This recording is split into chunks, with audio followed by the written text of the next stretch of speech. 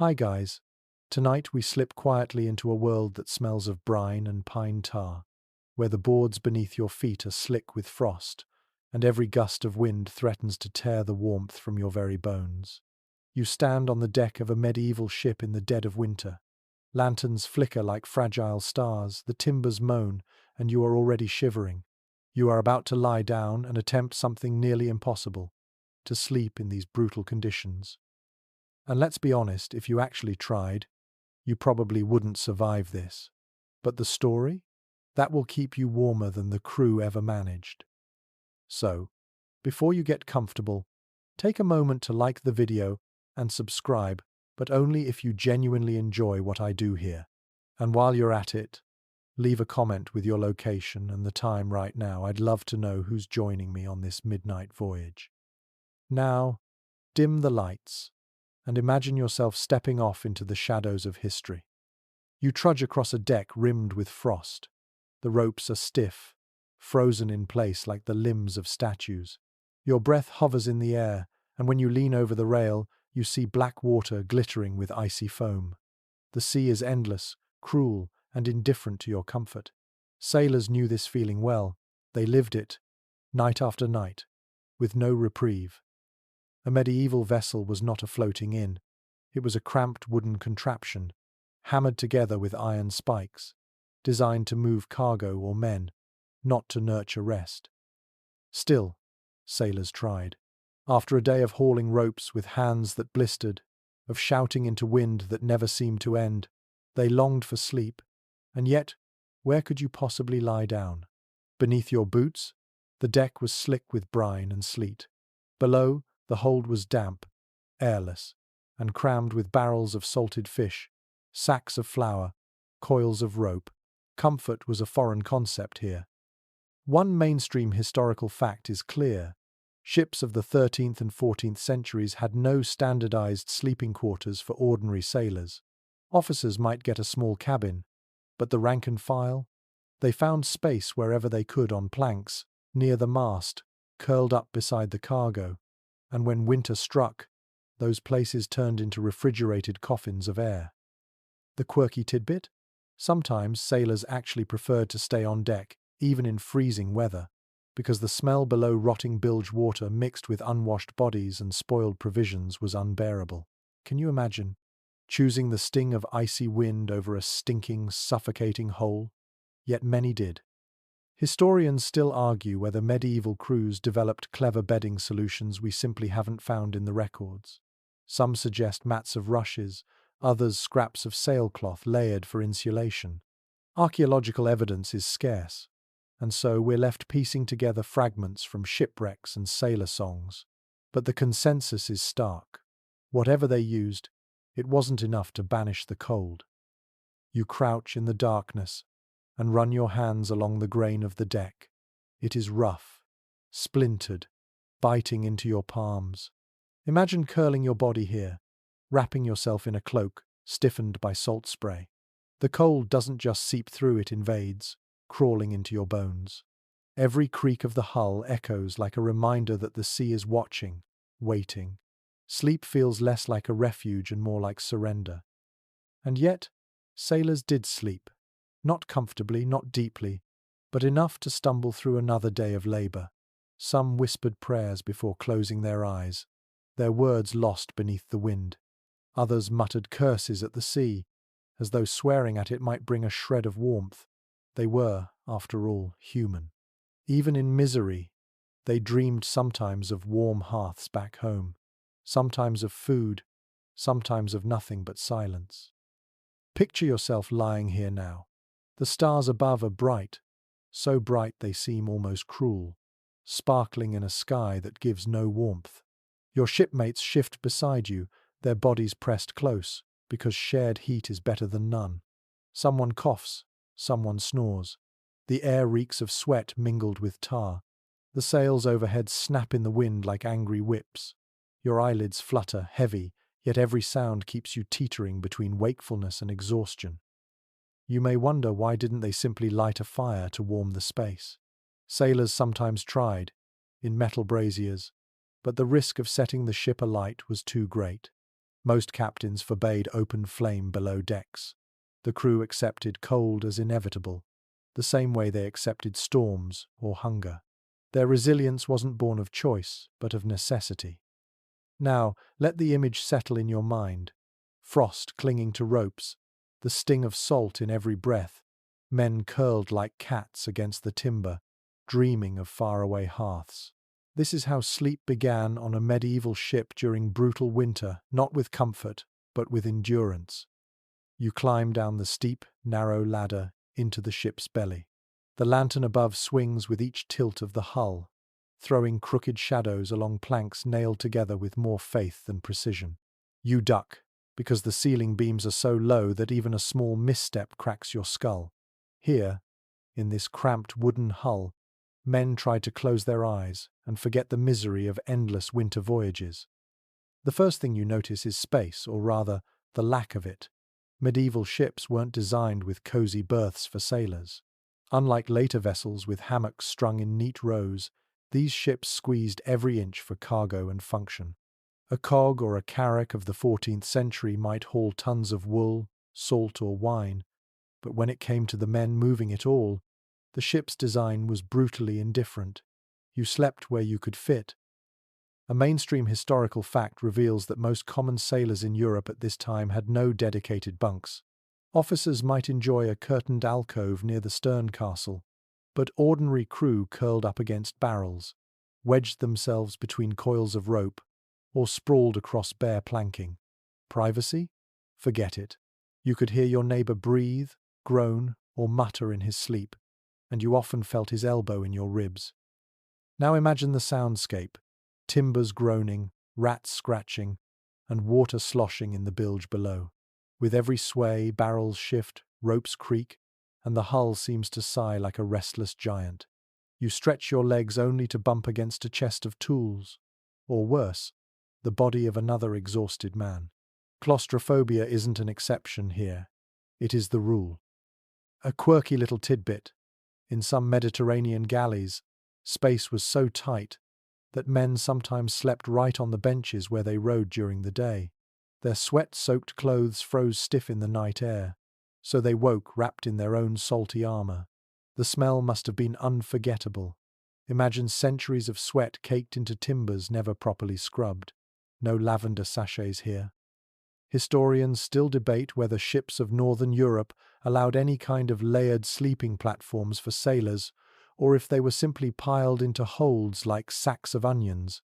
Some argue that drawings of sleeping quarters on later vessels reflect earlier practices. Others insist that evidence points only to makeshift rest areas. Either way, the consensus is grim. No matter what structure existed, it was narrow, dark, and damp. You shift your weight in this imagined hull. The boards are wet beneath your hands, moisture dripping down the inside planks from condensation. When the sea pounds against the hull, it feels like the whole room trembles. Men cough in the darkness, their chests rattling from cold and salt air. Somewhere, someone mutters a prayer, not for warmth, but simply for the strength to wake at dawn. Your body aches because you're not lying flat, there isn't enough room. Knees tuck up against your chest, arms fold across your belly, and you try to convince yourself that this hunched pose counts as rest. It's not sleep as you know it. It's survival disguised as slumber. The smell is another enemy. Tar, fish, mold, and humanity blend into a thick perfume that clings to every surface. You think of home, where even a pile of straw near the hearth would smell sweeter. That longing makes your eyes sting, but there is no escape. You roll over and face a barrel, its rim worn smooth by countless shoulders brushing past. For a moment, you pretend it's a wall of your own small room ashore. The fantasy lasts just long enough for your bunkmate to sneeze directly in your direction. And yet, people adapted. They learned to shut out noise, smell, and closeness, because the sea demanded it. Sailors knew that complaining solved nothing. A whispered joke, a shared flask of ale, or a muttered curse at the wind might soften the edges, but not for long. Soon enough, the watch bell rang, and you were shaken awake to face another frozen shift. Picture the hull again now. a wooden cage rocking endlessly, crammed with weary bodies pressed close like spoons in a drawer. This was not rest in the way you know it.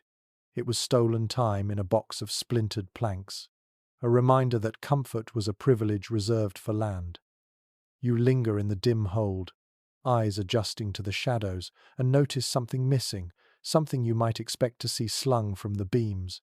Hammocks. They're nowhere to be found. You may picture sailors rocking gently in nets, like cocoons suspended above the floor, but that comfort belonged to later centuries. For the medieval seafarer, such a luxury was still unimaginable. It's well documented that hammocks were not introduced to European ships until after contact with the Americas in the late 15th and early 16th centuries. Columbus himself noted their use among Caribbean peoples, who wove them from cotton or palm fibers. Before that, sailors of northern waters had to manage with far cruder arrangements, sleeping on boards or among cargo. So when you imagine yourself on this ship in the biting cold of a North Sea winter, remember you won't be gently swaying in a sling. You'll be sprawled on timber or straw, aching with every roll of the hull.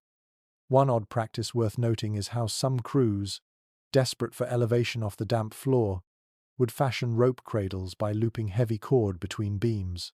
These makeshift nets sagged awkwardly, digging into ribs and leaving rope burns on bare skin.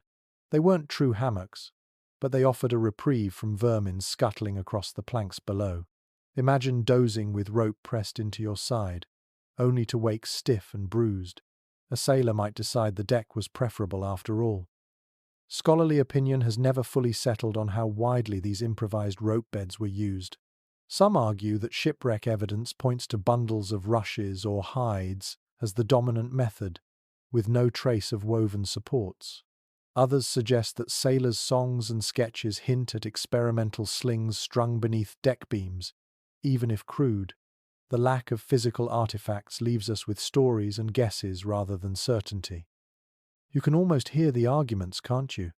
A sailor claiming his net sling saved him from a rat bite, another grumbling that he rolled right out of his. Still, all agreed that anything to lift the body a few inches higher meant less damp seeping in, less chance of sickness.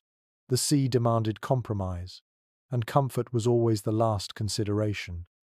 So as you rest in the imagined gloom, remind yourself, no canvas hammock will cradle you tonight. That invention lies centuries in the future. Here, your sleep will be closer to the floor, closer to the rats, closer to the cold, and much farther from any dream of comfort. You step carefully over the uneven planks, and the question arises, if no hammocks cradle the weary, what exactly do sailors place their bodies upon? The answer is as raw as the sea itself, bare planks, sometimes softened by whatever scrap of padding could be spared. A ship was built for trade and war, not for softness. The boards beneath you are hard, splintered, and unyielding. And yet, this was the nightly bed for countless men. Contemporary accounts reveal that the average sailor in the Middle Ages often slept directly on the deck or in corners cleared between barrels of cargo. A thin mat of rushes or a ragged blanket might separate flesh from timber, but more often there was nothing at all. The human body was expected to endure, just as it endured rope burns, frostbite, and hunger. Comfort was a word reserved for lords and abbots, not sailors tossing in the hold of a ship. Curiously, sailors sometimes layered straw brought aboard as animal fodder beneath themselves, turning feed into bedding. By morning the straw was damp, salty, and flattened into little more than mush, but for a few hours it softened the blows of wood against bone. And if no straw was at hand, a scrap of old sailcloth might be spread across the planks, its coarse fibres scratching the skin yet at least offering a symbolic barrier against the chill. Researchers puzzle over whether mats woven from reeds or seagrasses were common among northern crews. Some argue that fragments found in wrecks could have been sleeping pads, while others suggest they were only packing material used to cushion fragile cargo. No consensus exists, which leaves us peering into the dark with only fragments of possibility. Did a sailor in the Baltic curl up on a carefully woven mat, or did he simply collapse on raw timber, letting exhaustion numb the pain? You picture yourself now lowering your body to the floor. The wood is unforgiving. It creaks and digs into your shoulder, your hip, the back of your skull. You shift, trying to find a position where the knots don't jab, but the ship moves and spoils every attempt. Your muscles ache before sleep even begins. And yet, fatigue is stronger. After hauling ropes in freezing spray all day, even bare planks feel like a strange kind of mercy. A rat scurries by.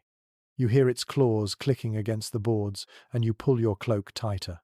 Around you, other men are sprawled in awkward angles, one with his arm across a coil of rope, another wedged against a barrel, using it as a crude headrest. The air is heavy with breath, salt and damp. You realize that here, in this wooden cave, the line between comfort and misery is so blurred that sailors stopped noticing long ago. And still you close your eyes, pretending that the groaning timbers are a lullaby, that the slap of waves is a mother's hush. You tell yourself that a plank is a bed, and that tomorrow the sun will rise, even if warmth does not come with it. You stir in the dark belly of the ship, pulling your cloak tighter around your shoulders, but the cold bites anyway. It seeps through the seams of the vessel as though the sea itself has fingers and a cruel sense of humor. And here, in the absence of fire, the only defense is what you can wrap around your weary body. For many medieval sailors, that meant animal skins, hides, and pelts salvaged from home or traded at ports along the voyage. These weren't luxurious furs trimmed into finery for nobles. They were rough, practical, and often foul-smelling, but in winter seas, even the stench of an old hide was a gift. It's well documented that seafarers frequently used sheepskins, goat hides, or even scraps of deerskin to cover themselves when the temperature plummeted. These were not tailored garments so much as crude blankets. The fur side faced inward when possible, holding warmth close, while the leather side, stiffened with salt, faced the damp air. A sailor might curl up inside one like a cocoon, hoping it would keep the frost from chewing at his bones. And for officers, thicker pelts, perhaps wolf or bear skins, sometimes made an appearance, though these were rare on ordinary merchant ships. One offbeat detail worth noting: sometimes hides still bore a faint animal smell, especially if they hadn't been properly cured. Imagine lying half asleep, half frozen, with the musk of sheep clinging to your face. Some sailors joked that it was like sleeping in the barn they'd left behind on shore. Others simply accepted it. The sea robbed you of choice as efficiently as it robbed you of warmth. Still, there was something oddly comforting about having a reminder of land, even if that reminder came in the form of a smelly, shedding skin. Specialists remain divided on how widespread the use of animal skins truly was at sea. Some argue that hides were too valuable to waste as bedding, especially when they could be sold for profit at the next port. Others counter that evidence from wills and inventories of sailors' possessions, lists sheepskins and pelts, specifically as personal items carried aboard. Perhaps it varied by region. The North Sea's biting cold might demand skins more than the milder Mediterranean climate, where a thin blanket could suffice. You roll the thought over in your mind as you imagine lying beneath such a skin. The leather is stiff, cracking at the edges where salt and damp have hardened it. The fur side, though, is soft against your cheek. It tickles, and strands cling to your lips as you exhale. It isn't pleasant, but compared to nothing at all, it's heavenly. Around you, other sailors mutter and shift, each bundled in whatever rags, cloaks, or hides they manage to bring. One man wraps himself in a patched woolen blanket. Another curls beneath a horsehide still reeking faintly of the stable. You can almost smell it yourself, the mingling of damp fur, wet wood, and stale sweat. It's the odor of endurance, of bodies refusing to surrender. Your back aches against the boards, but at least the hide traps enough warmth to keep your teeth from rattling.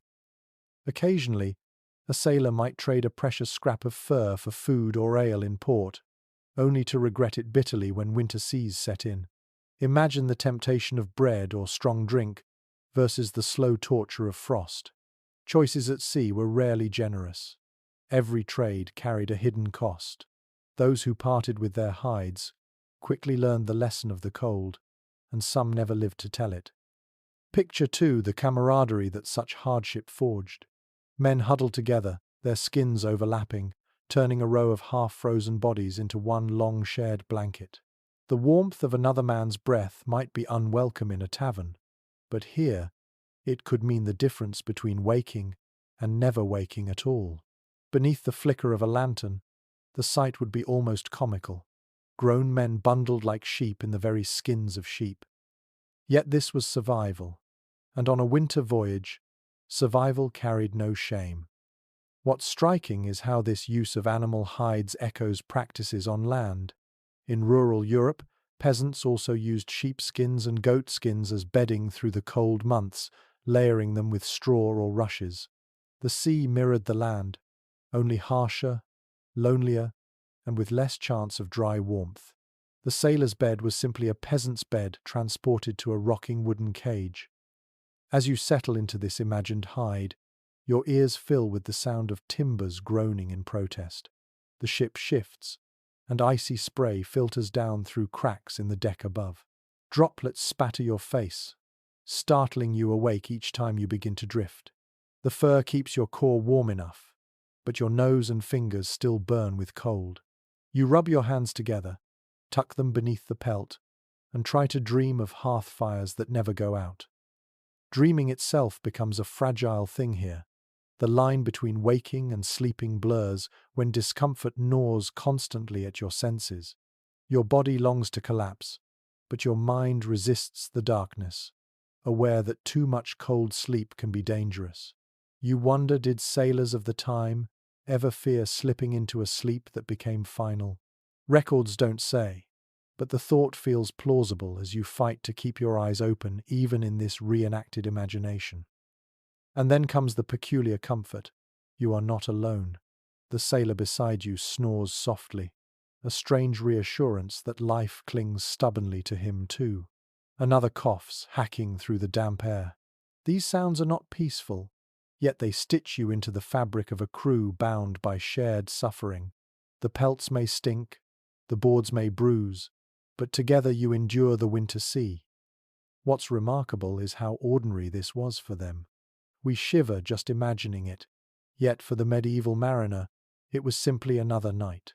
Tomorrow would be another watch, another battle with ropes frozen stiff, another attempt at rest with nothing more than fur between flesh and frost. No complaints, because complaint changed nothing. Instead, the men laughed when they could, cursed when they must, and curled beneath their hides when darkness fell. So you drift in this vision, the hide pressed close, the smell strong, the cold relentless. Outside, waves slap the hull like an endless drumbeat. Inside, bodies breathe in ragged unison. Sleep comes slowly, but eventually, exhaustion wins, and you surrender not to comfort, but to the inevitability of rest. This is how medieval sailors survived their winter nights, not with luxury, but with scraps of fur, stubbornness, and a touch of grim humor. You open your eyes again in that cramped wooden cave, and what strikes you first is how close everyone is.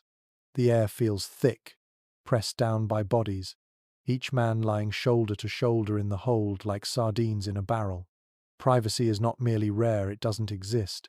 When the time comes to rest, the crew collapses together, a row of weary figures lined up across the planks, wrapped in cloaks or skins, all breathing the same damp, salty air. Records show that ordinary sailors in the Middle Ages had no personal sleeping space. Unlike officers who might claim a curtained berth or a narrow cabin tucked into the stern castle, the average deckhand curled up wherever he could find a gap.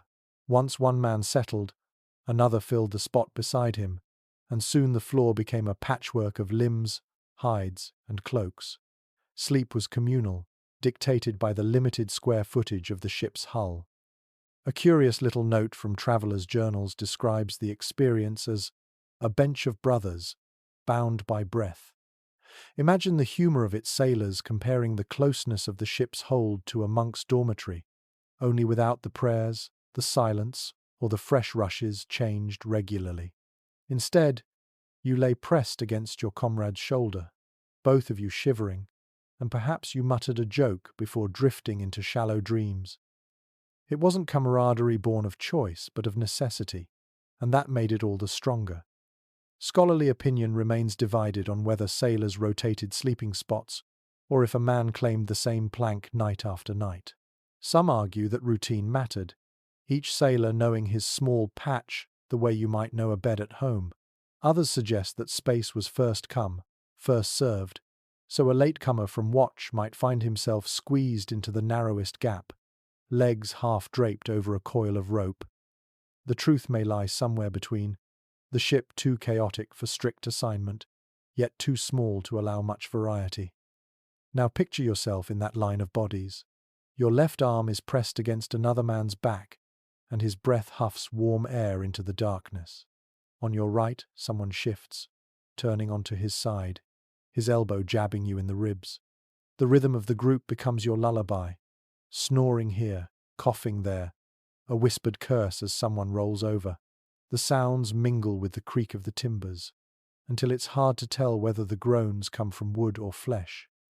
The smell grows heavier, salt stiffens clothing, sweat seeps into hides, and unwashed bodies lie within inches of one another. You wrinkle your nose, but there's no escape.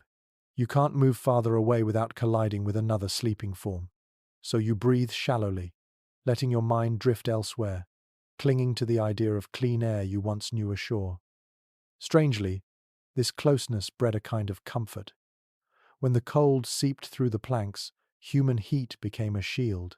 Men huddled together, wrapping arms or sharing cloaks, not out of affection but survival. And yet, in that survival, a certain bond formed. You trusted the man beside you because he, too, endured the same discomforts, the same frozen nights, the same aching limbs. In the morning, you would both rise and face the ropes, the sails, the biting sea. Sleep was communal because life was communal. Imagine trying to dream in this press of bodies. You drift in and out, pulled half awake by every cough, every shift, every groan. Someone snores so loudly you're certain the sound will wake the fish. Another mumbles nonsense, words caught between dream and waking. You roll your eyes in the dark, but exhaustion drags you down again. Eventually, the chorus becomes background noise. The closeness, just another fact of shipboard life. One striking comparison is to life ashore. In medieval villages, families often slept together in one bed or on straw spread across the floor. Parents, children, even servants shared the same space in winter, huddled for warmth. The sea simply magnified that reality, stripping away even the walls of a cottage. The ship became a communal bedroom, one giant pallet of weary bodies swaying with the waves. Now let your senses absorb it fully. The creak of beams overhead, the faint drip of seawater through cracks, the rough timber beneath your back, the press of shoulders against yours, the stink of too many men in too little space. It is not a nightmare, it is nightly life. You learn to surrender to it, to accept that closeness is not a burden but a condition of survival. And perhaps, just perhaps, in that forced intimacy, there is a strange comfort. The sea is vast and merciless, but here, pressed among your comrades, you are not alone. Their warmth is your warmth, their snores, your lullaby, their shifting bodies, your companions in the endless cold. You sigh, close your eyes, and let exhaustion pull you under. One more body among the many, one more voice in the chorus of communal sleep. You shift in your makeshift corner of the hull, and suddenly you realize the strangeness of what counts as a pillow here. There is no feather-stuffed cushion, no neatly folded cloth. Instead, you rest your head on whatever object happens to be, nearby cargo, rope, or even a damp sack of provisions. The medieval ship was not designed with comfort in mind. It was a floating storeroom and a workplace. The sailor's pillow was always improvised.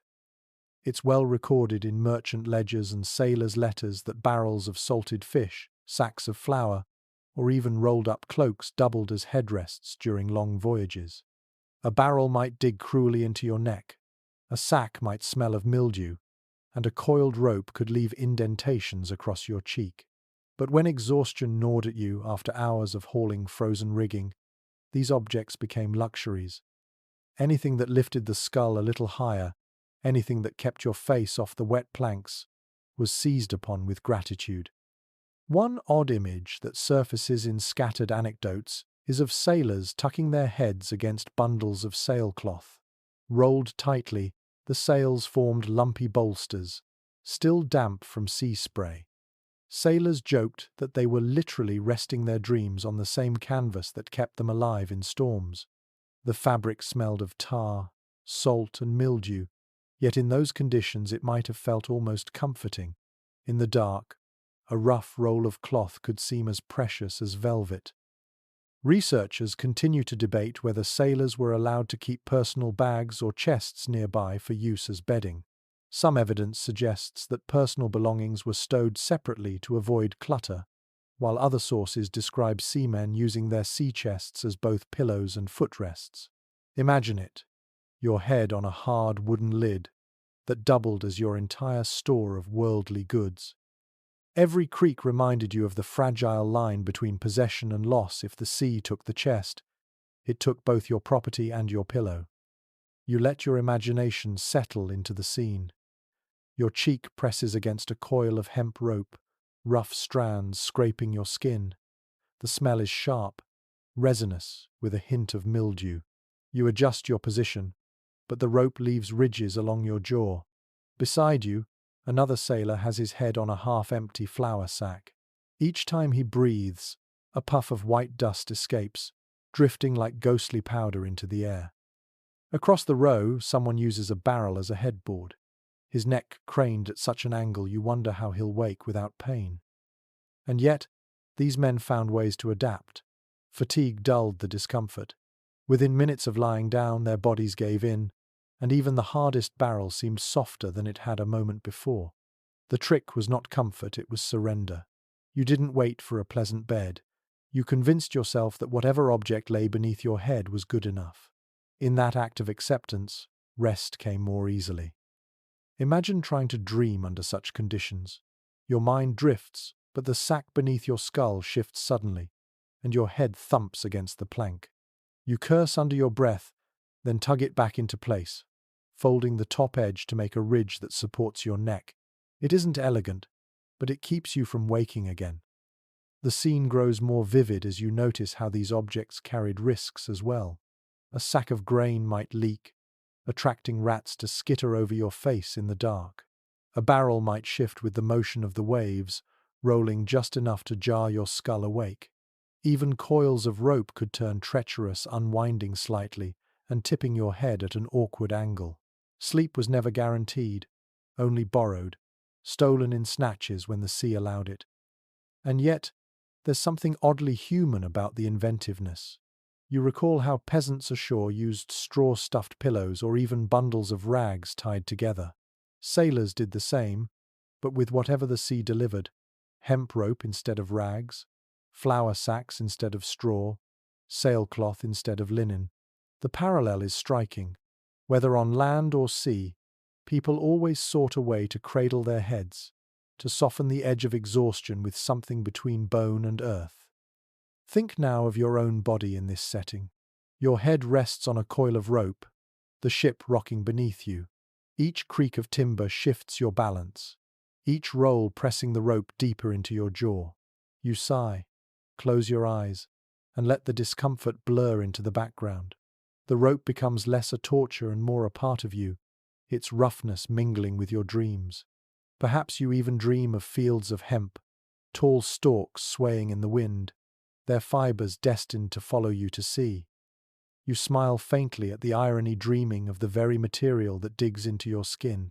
This is how the mind adapts, transforming hardship into something bearable. You learn to see a barrel not as a burden but as a cradle, a sack not as a chore but as a cushion, and in that transformation you find just enough comfort to slip into sleep, however brief, however shallow. It's a strange sort of lesson, isn't it? That the human spirit clings to small mercies even when surrounded by misery. A pillow of rope is still a pillow, a sack of grain is still a chance for rest. The medieval sailor knew this, and so do you here in this imagined voyage. You curl tighter, head pressed against your chosen object, and drift at last into uneasy dreams, the sea's voice echoing through the wood around you. The lantern flickers above you, its flame trembling with every sway of the ship. Shadows leap and retreat across the planks like restless ghosts. It's night, but there is no true darkness here, just a dim, unsteady glow from oil lamps or candles set carefully in iron brackets.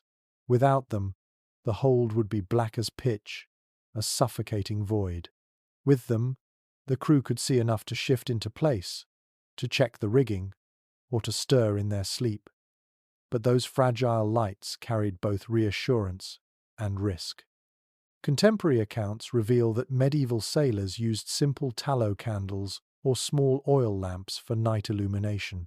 These were not bright, clean-burning flames, but smoky, sputtering ones that filled the air with the smell of fat or rancid oil. They barely lit more than a few feet around them. So much of the ship remained swallowed in shadow. The glow was uneven, and the shadows it cast could play tricks on weary eyes. For a sailor half asleep, a rope might look like a snake, a shifting shadow like a prowling figure. Perhaps the strangest little detail lies in the way sailors sometimes fashioned lamps out of seashells or shallow metal dishes, filling them with oil and floating a scrap of rag as a wick. These makeshift lamps were placed on flat stones or suspended in metal cages to reduce the chance of fire. Even so, the danger was constant. A wave rocking the hull too sharply might tip oil onto the planks, or a careless elbow could knock a candle into dry rope. One careless accident could turn the ship into a floating pyre. Sailors never forgot this, which is why captains often forbade lamps below deck unless absolutely necessary. Specialists remain divided on how much light crews were permitted during voyages. Some suggest lamps were strictly controlled, snuffed as soon as men lay down to rest. Others believe sailors bargained with the rules, keeping a single wick burning for comfort and orientation.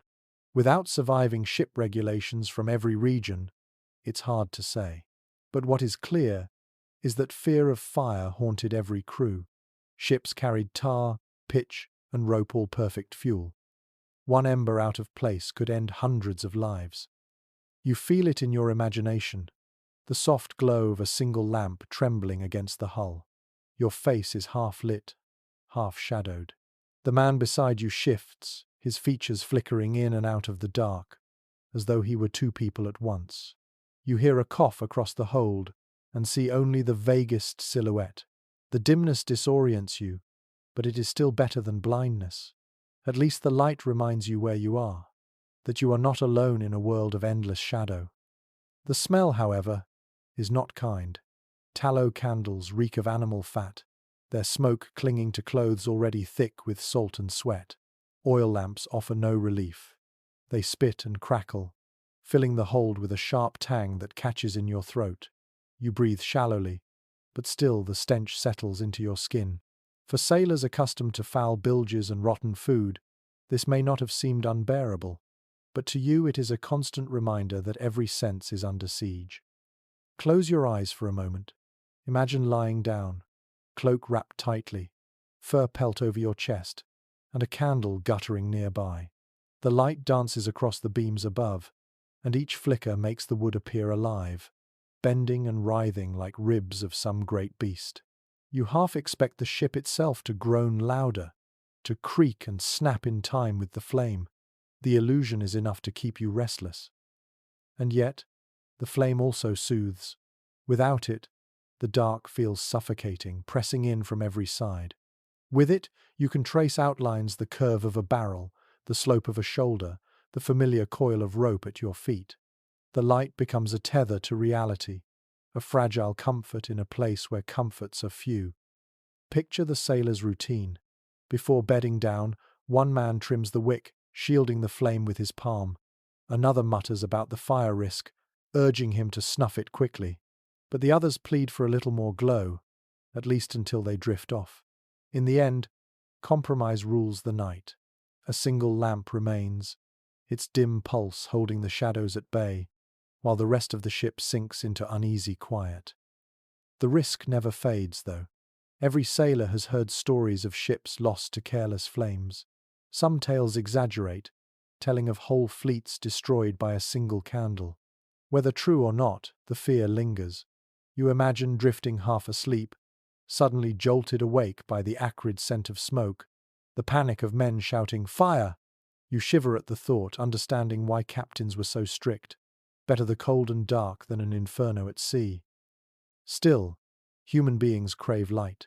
You crave it even now in this imagined voyage. A faint glow offers hope, a reminder that even in the heart of winter's night, flame persists. It is fragile, yes, but it is stubborn too, just like the sailors who guarded it, coaxed it, argued over it, and sometimes risked their lives to keep it alive. So you lie back, half grateful, half uneasy, watching the flame sputter. It is a double-edged gift, comfort and danger bound together. And as your eyelids grow heavy, the last thing you see is that trembling light, wavering but unbroken, holding back the dark as long as it dares. The lamp gutters, then steadies, and in its faint glow you catch a sound you cannot mistake. Someone nearby snores a deep, rattling growl that rattles against the timbers like a saw blade. Another man groans in his sleep, and a third lets out a wet cough that echoes through the hold. The night aboard a medieval ship is never quiet. Sleep comes not with silence, but with a chorus of noises you must learn to accept. It's well recorded in medical tracts and sailors' letters that seafaring life was plagued by two persistent companions, snoring and seasickness. Place dozens of men in a cramped wooden box, rock them endlessly across icy seas, and the result is predictable. Some men snored like thunder, others wretched in misery, their stomachs never adjusting to the constant sway. The two sounds together created a strange lullaby, half comedy, half torment. An odd detail recounted in a 15th-century traveller's memoir describes sailors so accustomed to vomit in the dark that they slept with their cloaks pulled over their heads, hoping to shield their faces from the spray of a seasick bunkmate. Imagine it. You finally drift into half-sleep, only to be spattered awake by someone else's misery. It wasn't rare, it was routine. Specialists still puzzle over how much seasickness affected professional sailors versus passengers.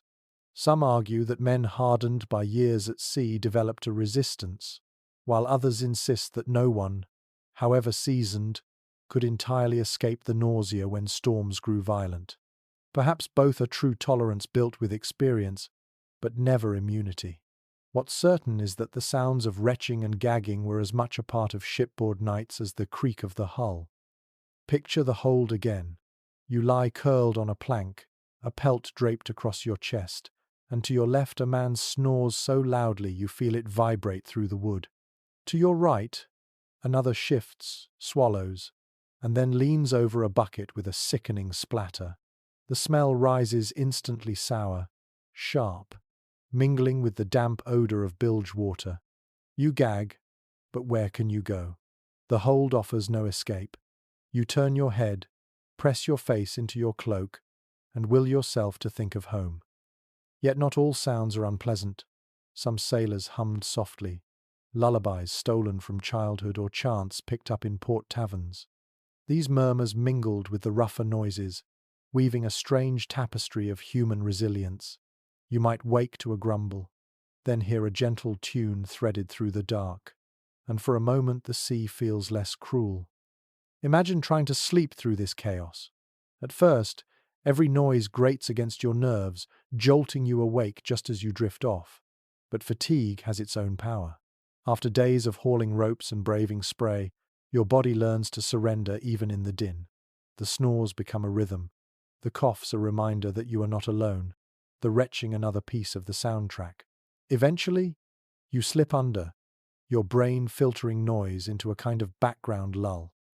One striking comparison is to life in medieval towns. There, too, people slept in shared rooms filled with snoring, coughing, and the shuffle of restless bodies. Privacy was rare even on land.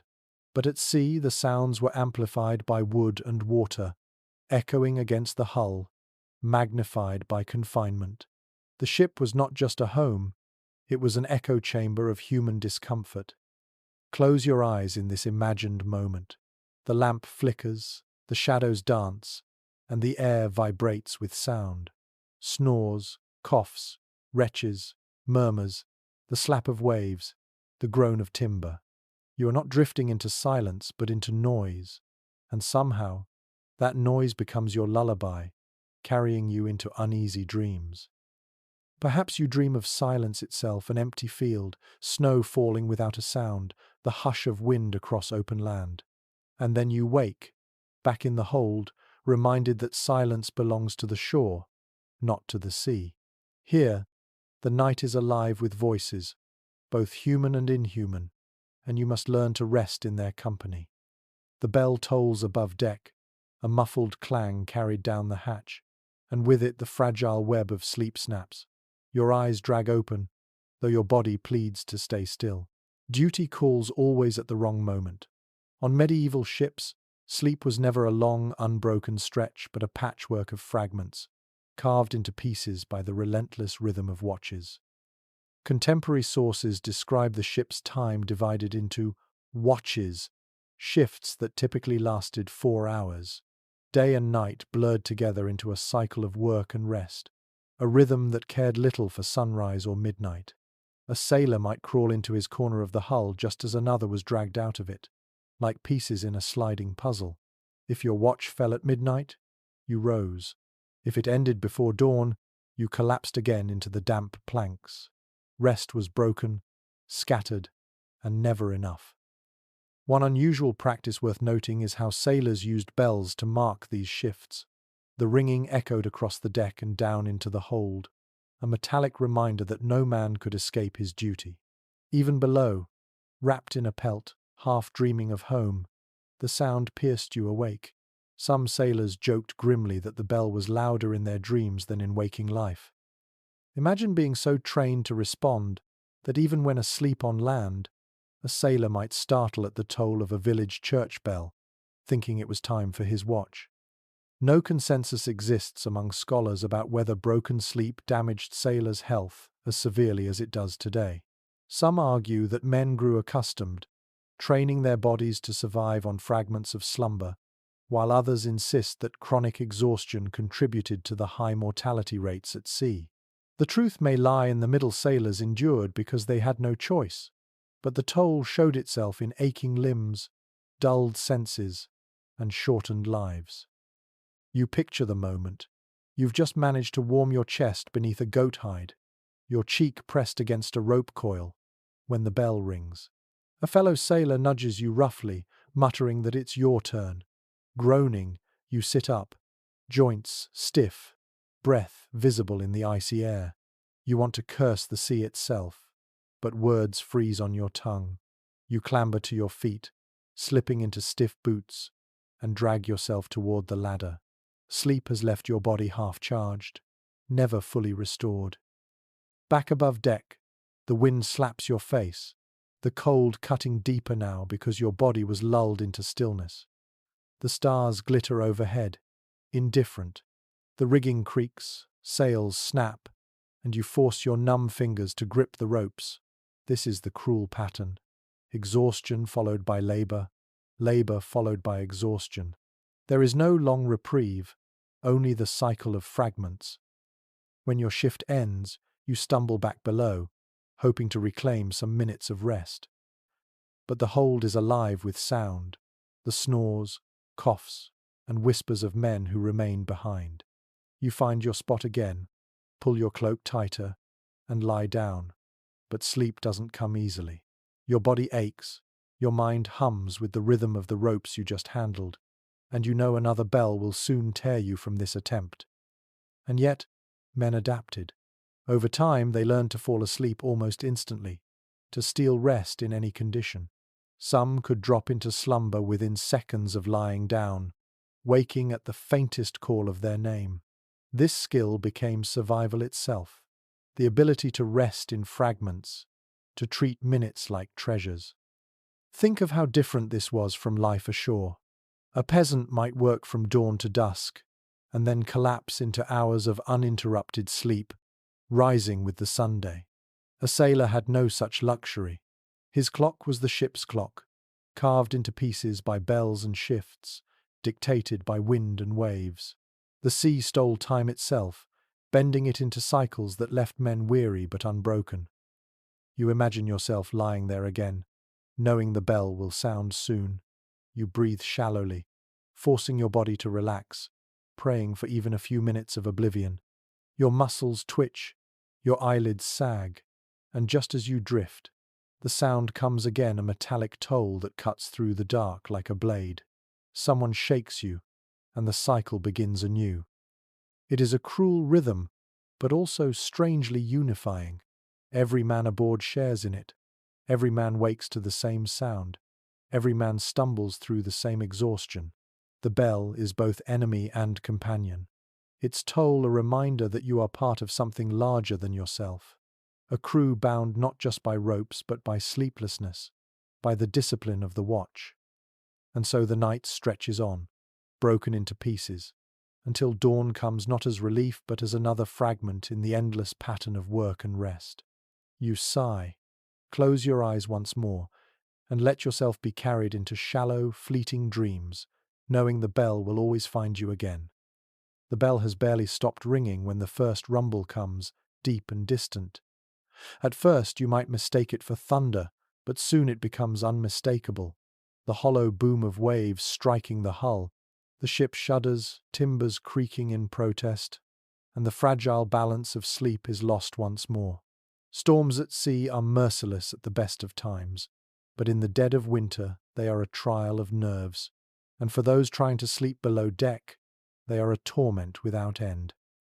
It's well documented in medieval travel accounts that winter storms could last for days, trapping crews in cycles of constant noise, violent motion, and fear.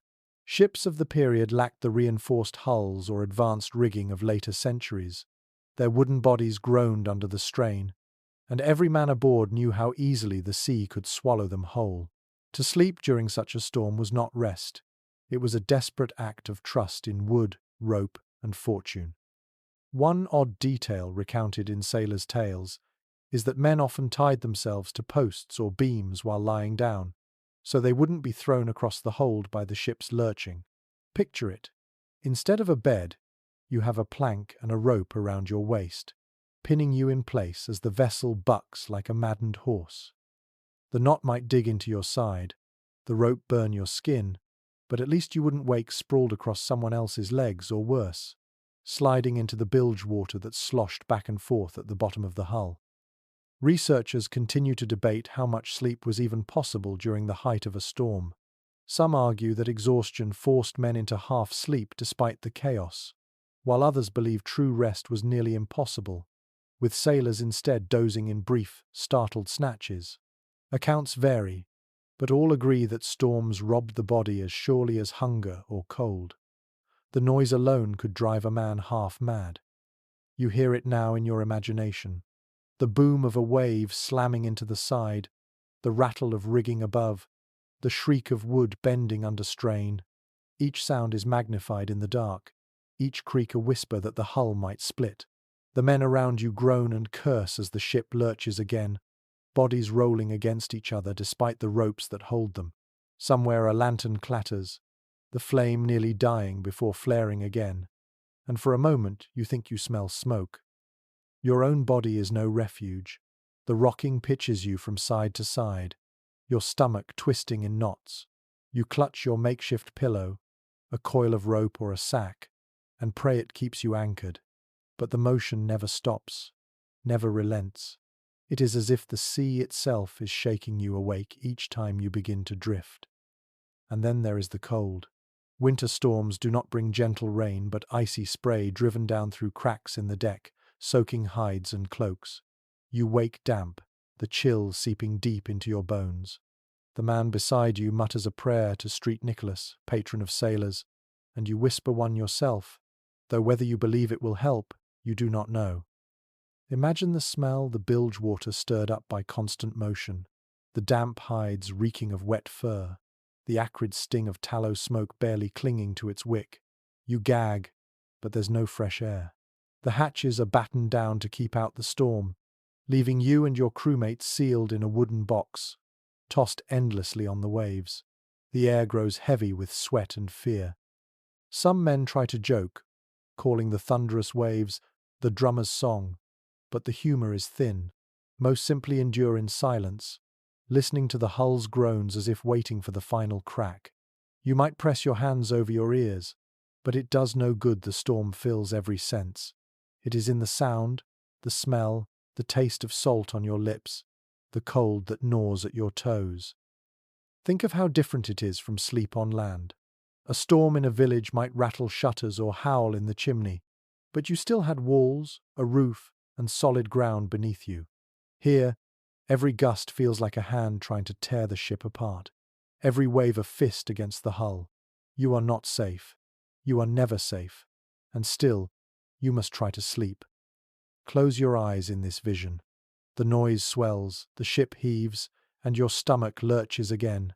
You clutch the rope at your waist, mutter a curse at the sea, and force your eyelids down. Sleep comes not because the storm relents, but because your body has no choice. It shuts down despite the chaos, dragging you into shallow dreams where the booming of waves becomes drums, the creak of timbers becomes voices, and the icy spray becomes ghostly fingers brushing your skin. But it never lasts. A crash louder than the rest jolts you awake, heart hammering, certain the hull has split. Around you men curse and scramble, only to settle again when the ship somehow steadies. You lie back, trembling, knowing you'll never truly rest until the storm passes, but also knowing you must endure. This is life at sea in winter, rest stolen in moments, fear humming always at the edges, the storm your lullaby whether you want it or not. And so you lie there, half awake, half dreaming, listening to the sea's relentless pounding. The storm does not care if you sleep. The sea has never cared. But somehow in this cruel rhythm, you close your eyes again, surrendering to exhaustion, daring to believe the timbers will hold until morning. The storm has passed, though the air is still heavy with damp. You might think peace has returned, but the cold seeps in now more fiercely than before. A gale in winter leaves behind not calm, but draughts that slip through every crack in the hull. Below deck, the temperature sinks until breath rises in pale clouds, and frost bites at fingers and toes. Sleep becomes a battle not against noise but against the creeping chill that waits in every shadow. It is attested in seafaring chronicles that frostbite was a constant hazard during winter voyages. Sailors lost sensation in their extremities. Their fingers stiffened until they could no longer grip ropes. Their toes blackened after nights on frozen planks. The ship's interior was no sanctuary. Wooden walls offered little insulation, and condensation from the men's own breath froze on beams overhead, dripping back down as icy water. To lie down was to invite the cold to creep closer. One peculiar observation found in a 14th century log is that sailors sometimes slept with their hands tucked deep into their armpits or between their thighs, using their own bodies as heaters. Some curled into tight balls like hibernating animals, while others pressed their backs against their shipmates, forming chains of human warmth. It was less a gesture of affection than an instinctive attempt to stop the frost from claiming another victim. There is still lively debate among maritime historians about whether medieval ships carried enough blankets, cloaks, or hides for the entire crew. Inventories suggest a shortage of proper coverings, with officers better supplied, and common sailors left to fend for themselves. Some argue that cloaks were issued as standard equipment, while others believe most men brought their own from home wool, fur, or whatever scrap they could afford.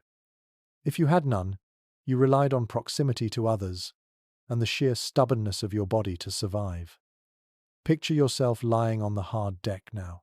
The cold creeps up through the planks, biting into your back as though the wood itself has turned to ice. You wrap your cloak tighter, but it's stiff with salt and offers little protection. The tips of your fingers tingle painfully, then go numb. You blow warm air into your palms, but the chill devours it in seconds. Your toes ache with a deep, gnawing pain that promises worse if you don't keep shifting them. Every few minutes you wiggle them furiously, trying to keep blood flowing. The smells only make the cold sharper. Damp wool reeks of mildew, wet hides give off a sour animal musk, and the air is thick with breath frozen into mist. You inhale and feel your nose sting as icy air scrapes your lungs. Someone beside you coughs a deep, rasping sound that suggests sickness. You shiver harder, partly from the cold, partly from the thought of how quickly illness could spread in such close quarters. Above, the timbers groan as if even the ship is shivering. A droplet of icy condensation falls from the beam overhead, landing on your forehead. You flinch, curse softly, and pull the pelt tighter over your face. But the damp spreads anyway, soaking the hide until it clings cold against your skin. There is no dryness here, only layers of chill and moisture, each stealing a fraction more of your warmth. You wonder how men endured weeks of this, months even, without collapse. Perhaps the answer lies in sheer necessity. Work awaited at dawn, frozen ropes to haul. Sails to mend and sleep was the only way to gather enough strength to survive the day. No matter how bitter the cold, exhaustion eventually forced the body into rest. It wasn't peaceful, but it was unavoidable. Fatigue is the greatest persuader. Imagine trying to dream in this cold. Your body curls into itself, shivering even as your mind drifts. The dream becomes strange, perhaps, of snowfields back home, where at least a fire waited at the hearth center. You wake and realize there is no fire here, only the relentless dark. The contrast stings sharper than the frost. The comparison to land life is striking again. In a peasant's cottage, straw beds were spread before the hearth, and though smoke might sting your eyes, the fire gave warmth. At sea, no such fire could be risked. The ship was wood and tar. One spark meant death. So sailors endured frostbite, huddled together like livestock, relying on body heat and stubbornness to keep the cold at bay.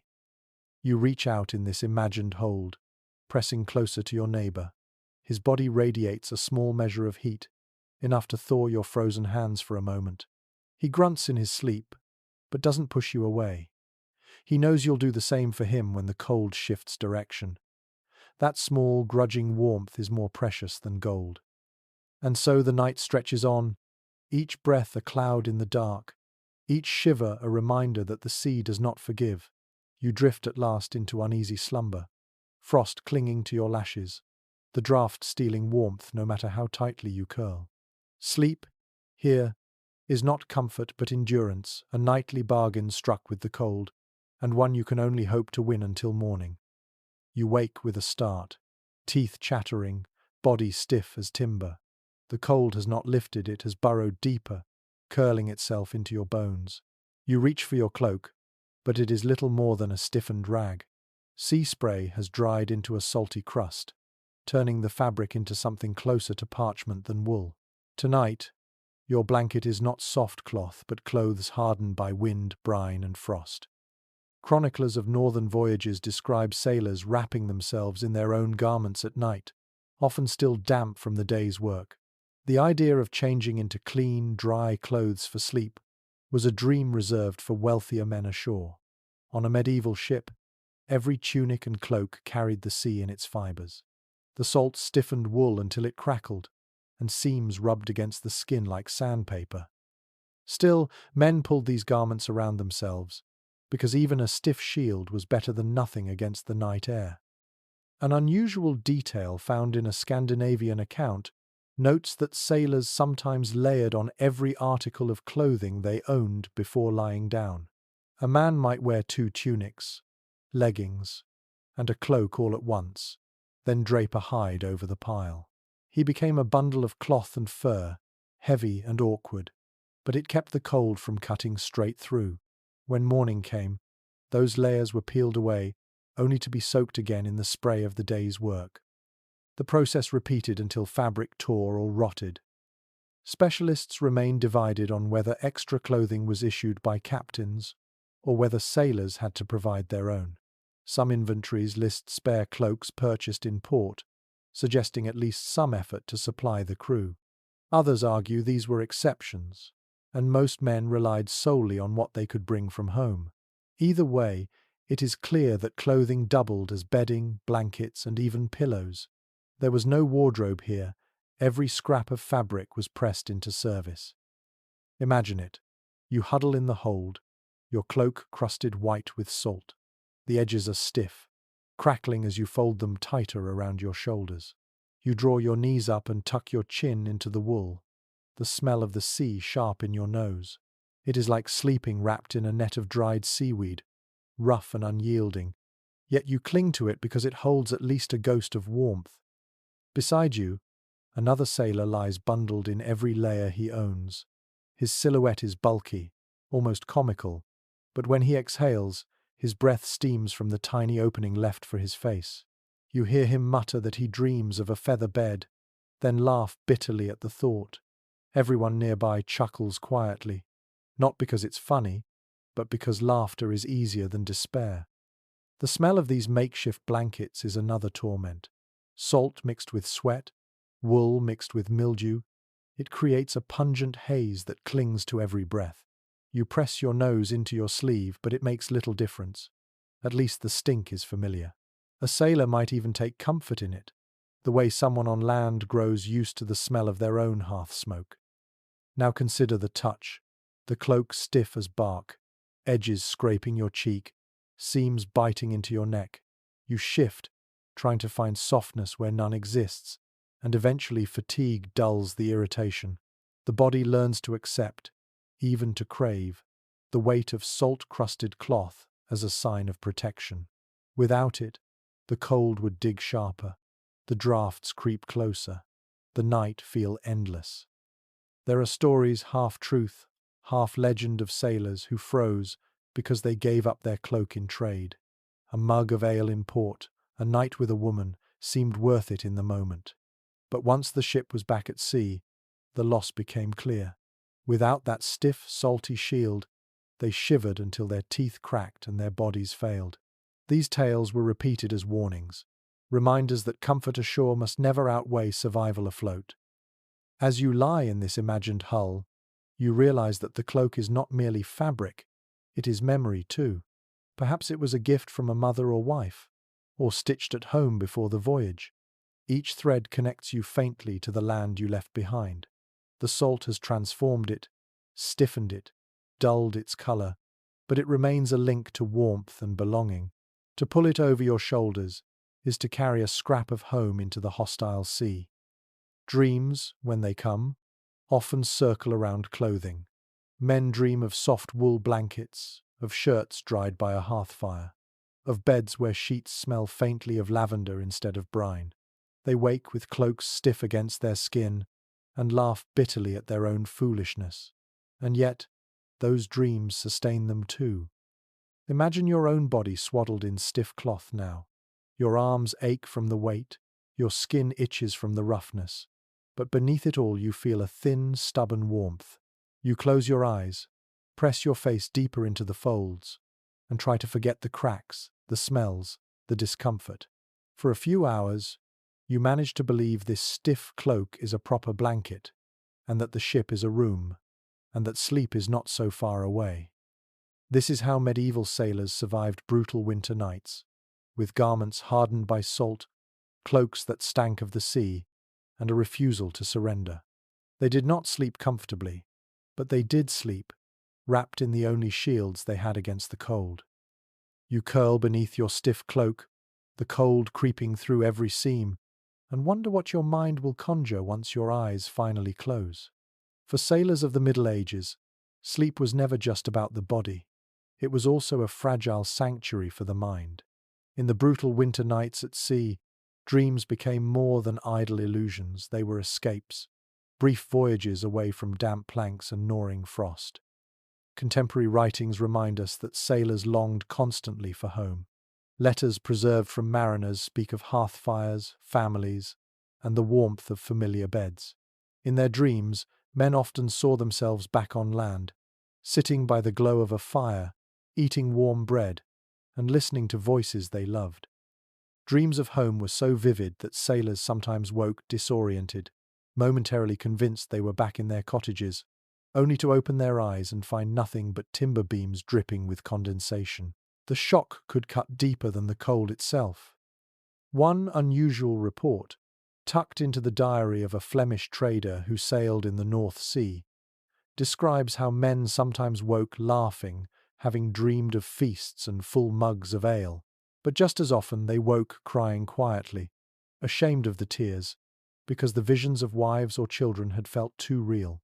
Laughter and sorrow mingled in the same crowded hold, both echoing in the darkness like fragile prayers. Scholars remain divided on how much these dream escapes sustained morale versus deepening despair.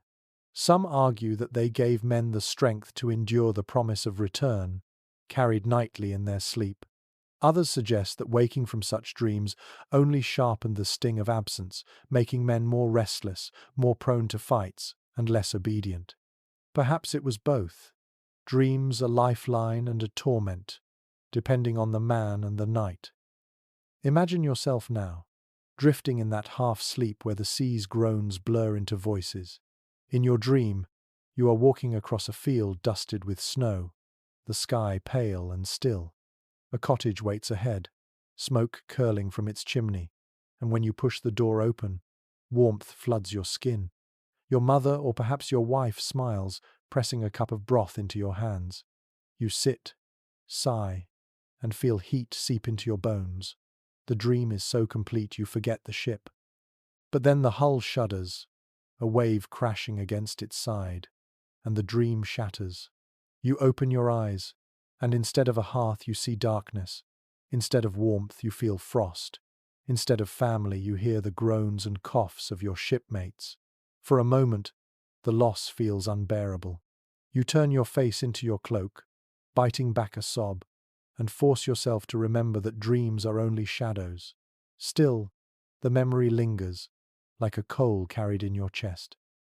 Other dreams came too, not just of home, but of strange visions born from exhaustion and fear. Some sailors dreamed of ghostly figures walking the deck, or of great beasts rising from the sea.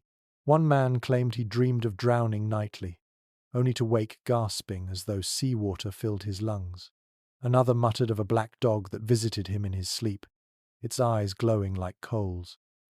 Whether these were dreams or hallucinations from cold and hunger, no one could say, but they became part of the ship's lore. Imagine the hold filled with whispers of these night visions. Men swapping stories when dawn breaks, some laughing, some uneasy. Did the dream mean a storm was coming? Was it a warning of death? The line between superstition and imagination blurred easily in the long nights, and every dream could be twisted into a sign. The comparison with land life once again is striking. Peasants, too, dreamed of warmth and food during the long winters, but they woke with both near at hand a fire, a bowl of pottage, a family beside them. Sailors woke with nothing but salt-stiff cloaks and the endless horizon. Dreams at sea were sharper, precisely because they contrasted so violently with waking life. And so you close your eyes again, knowing the dream may come. Perhaps tonight you'll see home, perhaps a ghost, perhaps nothing at all. But whatever vision appears, it will be yours alone, a fragile comfort carved out of misery. You surrender to it willingly, because in this floating prison, dreams are the only luxury left. You breathe slower, feeling yourself slip toward that boundary where planks fade into fields, where the stink of damp hides fades into the smell of bread baking. You know it won't last. You know the sea will rouse you again with a crash or a draft. But for now, for this brief spell, you are somewhere else. And sometimes, that was enough to keep a sailor alive. The hold is quiet for a moment, but the silence feels brittle. You notice how some men stir uneasily, whispering half-formed words as if speaking to shadows. For the medieval sailor, the night was never just cold and cramped. It was haunted by stories, superstitions, and the unseen world. Sleep itself was a dangerous threshold. The moment you closed your eyes, You weren't just entering dreams. You were stepping into a space where spirits might roam. Chroniclers remind us that sailors of the Middle Ages were profoundly superstitious. They carried charms, muttered prayers, and avoided certain words on board, fearing they might anger the sea. Night amplified these fears. The creak of the hull could sound like footsteps. The slap of water might be heard as a voice. To fall asleep was to risk missing some omen, a warning, a ghostly presence, or a sign that misfortune hovered close. One curious fragment comes from a Portuguese voyage, where it was said that men whispered of shadow women who drifted through the ship at midnight. These spirits supposedly brushed a hand across a sleeper's face, leaving him chilled and restless for days. Were they dreams, hallucinations, or simply the natural shivers of cold mistaken for touches? Whatever the cause, such stories clung to crews and colored their nights with dread. Researchers still debate how much of this folklore was born at sea and how much was imported from land traditions. Some argue sailors carried village ghost stories onto the waves, reshaping them into nautical form. Others believe the sea itself, vast and merciless, bred unique terrors that had no land-bound parallel. There is little agreement, but all acknowledge that fear of the supernatural was woven into maritime life as tightly as rope into rigging. You can feel it now if you let your imagination roam. You lie on the planks, half asleep, and suddenly hear a whisper low, almost human, but swallowed quickly by the groan of the timbers. Was it just your comrade shifting, or something else? Your heart beats faster, and you pull your cloak higher, telling yourself it was nothing. But the thought lingers. What if the sea carries more than water? What if it carries voices too? Others around you share the unease. One man mutters a prayer to the Virgin Mary before pulling his pelt tighter. Another clutches a wooden charm carved into the shape of a fish, believing it wards off evil spirits. You hear a third whisper about Street Elmo's fire, the eerie glow sometimes seen on masts during storms, and how it might be a good omen or a bad one, depending on who you asked. For some, the light was the saint's blessing. For others, it was a harbinger of death. Imagine the effect of these beliefs on sleep. You lie down not just fearing the cold, the rats, or the noise, but wondering whether a spirit might drift past you in the dark. A shadow across your closed eyes becomes an omen. A dream of drowning becomes a prophecy. The sea already threatens your body. Superstition convinces you it might also swallow your soul. And yet, in a strange way, these fears also bound the crew together. Shared superstitions created a shared language, a set of rituals everyone respected. You might laugh at a tale in daylight, but at midnight, when the hull groaned and the water slapped and the air turned colder, you clung to it. Fear became another thread of community, woven alongside labor and hardship. Picture yourself in that space again. The lamp burns low, shadows stretch long, and you hear the faint sound of someone's prayer. Your body aches for sleep, but your mind keeps circling the whispered stories. You tell yourself not to believe them, but when a draught brushes your cheek like fingers, your eyes snap open. For a moment, you're convinced something moved just beyond the lamplight. You breathe deep, steadying yourself. It was only the sea, only the wind, only the ship. That's what you whisper, even if part of you wonders otherwise. And eventually, you doze despite the unease, sliding into dreams colored by superstition. Perhaps you see a glowing figure on the deck, or a dark shape moving below the waves. Perhaps you wake sweating, heart pounding, relieved to find yourself still among the living. For sailors, this was the texture of winter nights, not just physical hardship, but the mental weight of stories too old to ignore. Every creak was a ghost, every light an omen, every shadow a test of faith. And still they endured, closing their eyes and surrendering to sleep in spite of it all. Because exhaustion always won, because even fear couldn't hold off slumber forever. You settle again into the vision. Around you, men mutter, pray and fidget, but one by one their breathing slows. The ship sighs, the sea whispers, and superstition fades into the rhythm of slumber.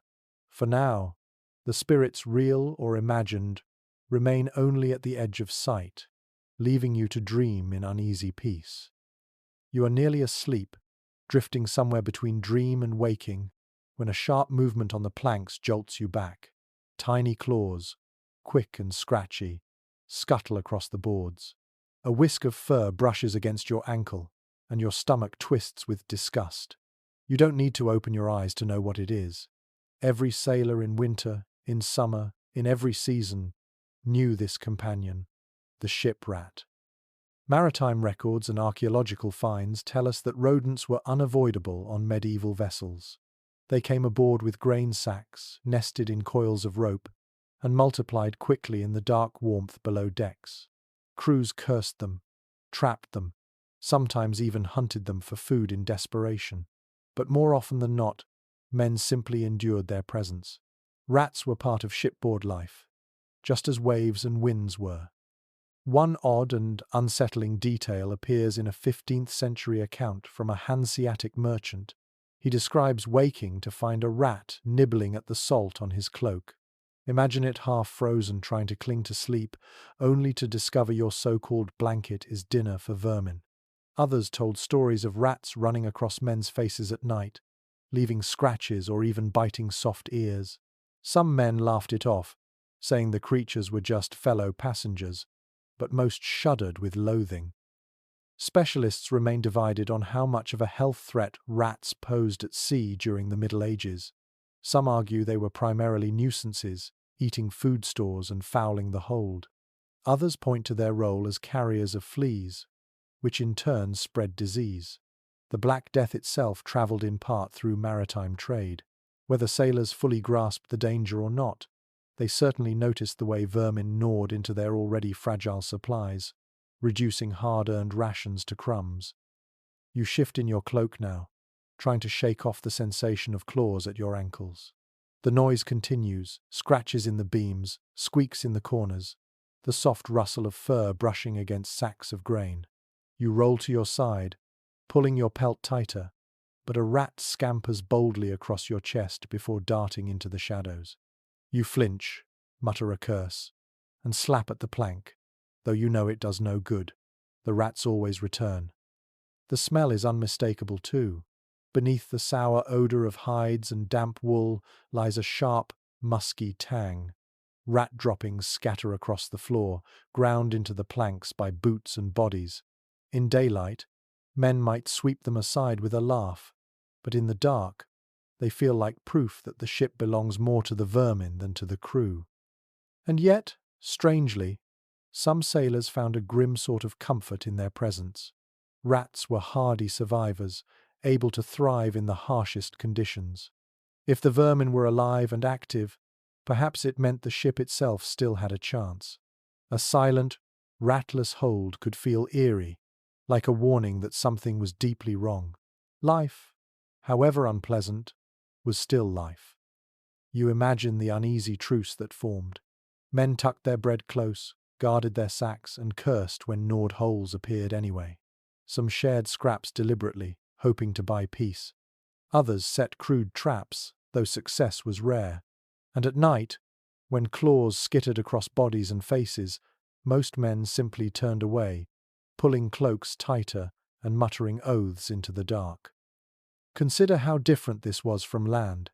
In cottages, rats were hated, chased by cats, trapped whenever possible. At sea, cats were sometimes kept too, but not always, especially on smaller trading vessels where space and food were limited. Without natural hunters, the rat population bloomed, turning every voyage into an uneasy coexistence. The difference was stark. On land, rats were pests to be removed. At sea, they were neighbors you never invited but always had to endure. Now picture yourself again on that frozen night. You try to drift back to sleep, but the scratching won't stop. Every sound jolts you awake. Every brush of fur against your skin makes you twitch. Eventually, fatigue drags you under anyway. You dream of cats prowling decks, of soft paws silencing squeaks, of a ship without vermin. And then you wake to reality. The rats are still here, bold as ever, racing through the hold as though they own it. This was the texture of medieval sailors' nights. The cold, the damp, the noise and the company of vermin. Rats were not nightmare visitors. They were constant companions, unwelcome but unavoidable. Men learned to live with them, the way they lived with storms, frost and hunger. Disgust never faded, but endurance grew stronger. You roll over once more, cloak wrapped tight, telling yourself to ignore the scratches and squeaks. Sleep is too precious to surrender, even to vermin. The rats will keep running, the ship will keep groaning, and you will close your eyes anyway. That was survival. That was sleep on the winter sea. The ship sways gently now, calmer than during the storm, and in the uneasy hush you notice a sound that never leaves, the creaking of wood. Every timber, every beam, every nail seems to voice its complaint, like a living body shifting in its sleep. To land dwellers it might sound unnerving, a reminder of fragility, but for sailors it became a nightly lullaby, unwanted perhaps, but familiar, and eventually woven into the rhythm of rest. Contemporary accounts describe the groaning of the hull as constant, especially on long voyages. Ships were built of oak, pine, or fir, and as the waves pressed against their frames, the planks rubbed together, producing an eerie chorus of moans, squeals, and snaps. Some logs even compare the noise to a choir discordant but ceaseless. To sleep here was to surrender not to silence but to a soundtrack of creaks, like the voice of the sea itself humming through the wood. One peculiar note survives in a Genoese captain's diary. He claimed that sailors could tell the health of a ship by its nighttime creaks. A steady rhythm meant timbers were holding. A sharp crack or unfamiliar groan sent men bolting upright in dread. They joked grimly that the ship spoke in its sleep, and the wise listened closely. Imagine drifting off, only to be startled awake by a noise that might signal nothing or the first whisper of disaster. Scholars remain divided on whether men grew truly accustomed to this chorus, or whether it gnawed at them night after night. Some argue that sailors developed a kind of selective deafness, filtering the creaks into background noise. Others suggest the sounds were always unsettling, keeping men half alert, unable to sink into deep sleep. With little physical evidence, the truth is blurred, but it is certain that no sailor slept without the company of groaning wood. Picture yourself curled in your cloak, cheek pressed to a rope coil. At first, the creaking is unbearable, long, drawn-out sighs, sudden snaps, the rhythmic squeal of planks shifting with the swell. Every noise convinces you the ship is about to break apart. You shift, hold your breath, wait for the next groan. It comes, then another, and another, until they blur together. Slowly, your mind accepts the rhythm, as though the ship itself is breathing. The soundscape is rich. Beams above your head stretch and contract. Nails squeal against their holes. Ropes thrum faintly as they rub against wood. It is a symphony of strain. The darkness amplifies it, making every whisper louder. Your body tenses, then slackens again, caught between fear and exhaustion. Somewhere nearby, a fellow sailor mutters, "She sings tonight," as though the vessel's voice is a comfort, not a threat. The smell mingles with the sound. Tar and pitch seep from the seams, a sticky perfume that hangs in the air. Sawdust from repairs still lingers in cracks, dampened by spray. You breathe deeply, the odor sharp and earthy, tied inextricably to the groaning wood. Together, smell and sound become part of the ship's identity, its constant reminder that it is alive, if only barely. On land, silence or the chirping of insects might lull a person to sleep. At sea, it was wood and water. The creaking became the night's heartbeat. And like a heartbeat, it reassured as much as it unsettled. If the noise stopped entirely, that would mean something far worse. Stillness, perhaps a broken mast or a dead calm. So even as you curse the squeals, you cling to them. They mean the ship still fights, still lives. Now let your imagination drift. You are half asleep, the timber's groans rolling into your ears. The sound becomes less of a threat and more of a rhythm. Each creak aligns with your breath. Each sigh echoes your own. The ship rocks you like a cradle, the wood's voice humming you down into dreams. You dream of forests, of trees bending in wind, of leaves whispering against each other, only to wake and realize the forest is now a hull, the leaves now planks, the wind now sea spray. Still, you smile faintly in the dark. The sounds are not home, but they are constant, and constancy becomes comfort. The creaking wood, once a reminder of danger, becomes your lullaby, telling you in its strange voice that the ship endures another night, and so do you. The night deepens, and though the creaking of timbers has become almost soothing, another sense refuses to let you rest: smell. On land, winter nights might carry the smoke of hearth fires or the faint sweetness of hay. Here, below deck on a medieval ship, the air is thick, sour, and impossible to ignore. Sleep comes not into lavender-scented pillows, but into a stinking fog that presses against your nostrils with every breath. Contemporary accounts of voyages remark on the foulness of shipboard air, particularly in winter when hatches were sealed to keep out icy spray. Without ventilation, the hold filled quickly with the stench of bilge water, stale food, and unwashed bodies. The bilge, the lowest part of the ship where water collected, was infamous. It brewed a mixture of salt water, rotting wood, and spilled cargo, producing an odor so sharp that men gagged when cleaning it. To sleep within a few feet of that miasma was to endure a nightly assault on the senses. One curious observation recorded by a 14th century traveller described sailors sprinkling herbs, thyme, sage, even dried lavender brought from home into their cloaks or bedding to mask the smell. The herbs quickly lost their fragrance, but for a night or two they offered a brief illusion of freshness.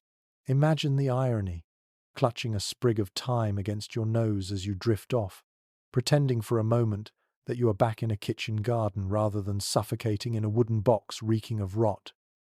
Researchers still argue about the extent of food spoilage and its impact on odor below decks. Some say the tightly sealed barrels of salted fish or meat contained their smell well enough. Others point to evidence of leaks and spoiled stores, which would have turned the hold into a pungent cellar. Whatever the truth, sailors themselves complained often enough to make it clear: the stink was inescapable. You inhale in this imagined space, and it feels heavy, almost greasy. The smell coats your throat and lingers on your tongue. There's the sourness of sweat soaked into wool, the sharp tang of urine in the corners where men relieved themselves during storms, the musk of rats, the faint sweetness of mold growing on damp wood. Every breath reminds you you're trapped inside a box floating on a hostile sea. You pull your cloak over your nose, but the cloth itself reeks of salt and mildew. There is no escape. Now add the human element. Men sleeping side by side in winter rarely bathed. Water was too precious to waste on washing.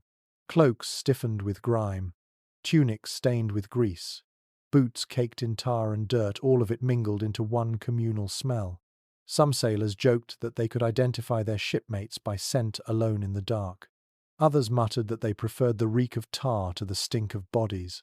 Either way, the mixture was unforgettable.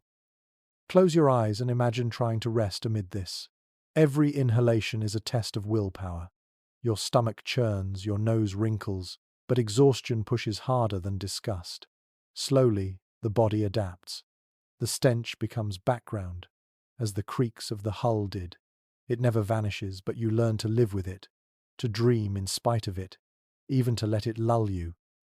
On land, peasants also endured strong odors: smoke-filled cottages, animal stalls under the same roof, latrines near beds of straw. Yet there was at least fresh air outside, a breeze through cracks, or the smell of fields in winter frost. At sea, trapped in a sealed hold, there was nowhere to go. The smell was not just unpleasant, it was imprisonment made tangible, a reminder that you were enclosed by wood and water with no way to escape. Some men grew superstitious about it.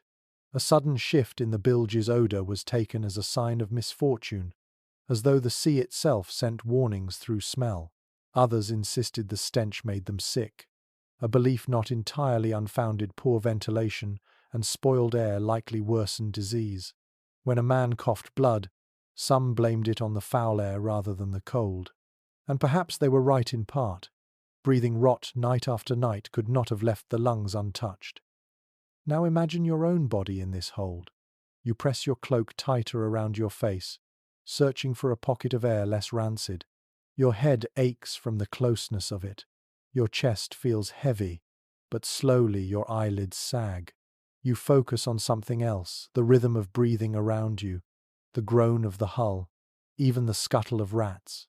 Anything to forget the smell. And gradually, despite the foulness, sleep comes. Not because the air is kind, but because fatigue is stronger than disgust. This was the sailor's reality. Nights scented not by comfort but by survival. The stench of bilge and bodies was not an intrusion. It was the atmosphere of life at sea. And in that reeking dark, sailors dreamed of fields of lavender, clean straw beds, or fresh winds off the land. Dreams sweetened what reality spoiled, giving men the strength to endure until morning. You turn on the plank, cloak still clutched against your nose, and surrender. The smell doesn't vanish, it surrounds you, seeps into you, but at last your body drags you under. Sleep, here, is not fragrant, not peaceful, but it is still sleep, and it is enough to keep you alive for another day. The hold is restless tonight, though not with noise or vermin. Instead, you notice the murmurs, quiet voices rising in the dark, words half-spoken but heavy with meaning. Men are praying. Not loudly, not in ceremony, but in the hushed way of those too weary to argue with fate. In the brutal winters at sea, faith was as essential as furs or cloaks. For many sailors, prayer became the last ritual before closing their eyes. Records show that Christian devotion was woven into every part of medieval maritime life. Ships often carried a painted image of the Virgin Mary, St. Nicholas, or a wooden crucifix lashed to the mast. Before voyages began, priests blessed the vessel, sprinkling holy water across its deck, and each night, when the cold pressed hardest and fear of storms or spirits crept close, sailors whispered prayers for safe passage.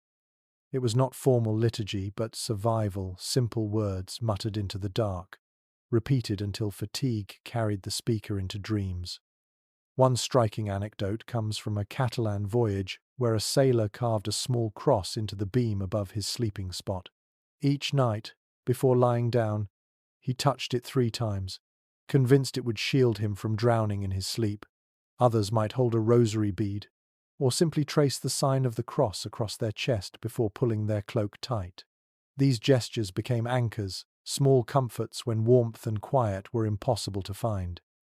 Scholars remain divided on how much faith truly comforted sailors versus how much it was ritual born of fear. Some argue that prayer gave men genuine peace, a sense of being watched over even in the darkest holds.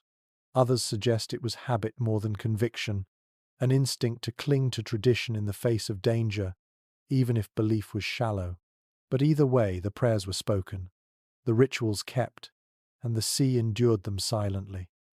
Now picture yourself in this dim hold. Around you, men are shifting into place, their breath visible in the cold. One murmurs the Pater Noster. Another recites the Ave Maria, his voice cracked from salt and frost. A third only whispers, "Lord, keep me till morning." The prayers rise and fall like waves, mingling with the creak of the hull. You close your eyes and join them, your lips forming words you half believe, because belief is less important than hope. The smell of tallow and mildew lingers. The rats scratch. The cold bites. But the act of prayer draws your mind elsewhere. You imagine saints watching, angels guarding the ship, God himself steering the rudder unseen. For a moment, the sea feels less cruel. For a moment, you are not just a body fighting for warmth, but a soul, part of something larger. In some regions, sailors added their own folk rituals. A German account tells of men whispering charms against nightmares, repeating rhymed verses meant to keep spirits at bay. Others clutched amulets, small bones, coins, or shells, believing they held protective power. Faith and superstition blurred together, each serving the same purpose: to create a sense of control where none truly existed. Think of the rhythm of these nights. Work ended, meals were swallowed in haste, and then, before sleep, came prayer. Sometimes together, sometimes alone, always whispered into the dark. It was a ritual as predictable as the toll of the watch bell, and though no miracle warmed the air or silenced the storms, sailors still believed or wanted to believe that their words mattered. Now let yourself join the moment fully. You whisper a prayer, fingers stiff but tracing the cross anyway. Your breath clouds in the lamplight, rising with the murmurs of the others. Slowly, the rhythm of prayer blends with the rhythm of the ship. Creak, groan, sigh, mutter, whisper. Your body relaxes despite the cold. You know the sea may still rage tomorrow, but for tonight, you've handed your fear to something beyond yourself. That act alone eases the weight enough for sleep. On land, peasants prayed too before sleeping, kneeling by straw beds or hearth fires. But the difference is sharp. Ashore, the prayer felt like gratitude for safety. At sea, it was plea, petition, and desperate bargain. The waves pressed so close that sailors prayed not for blessings but for survival. You tuck your cloak tighter and close your eyes.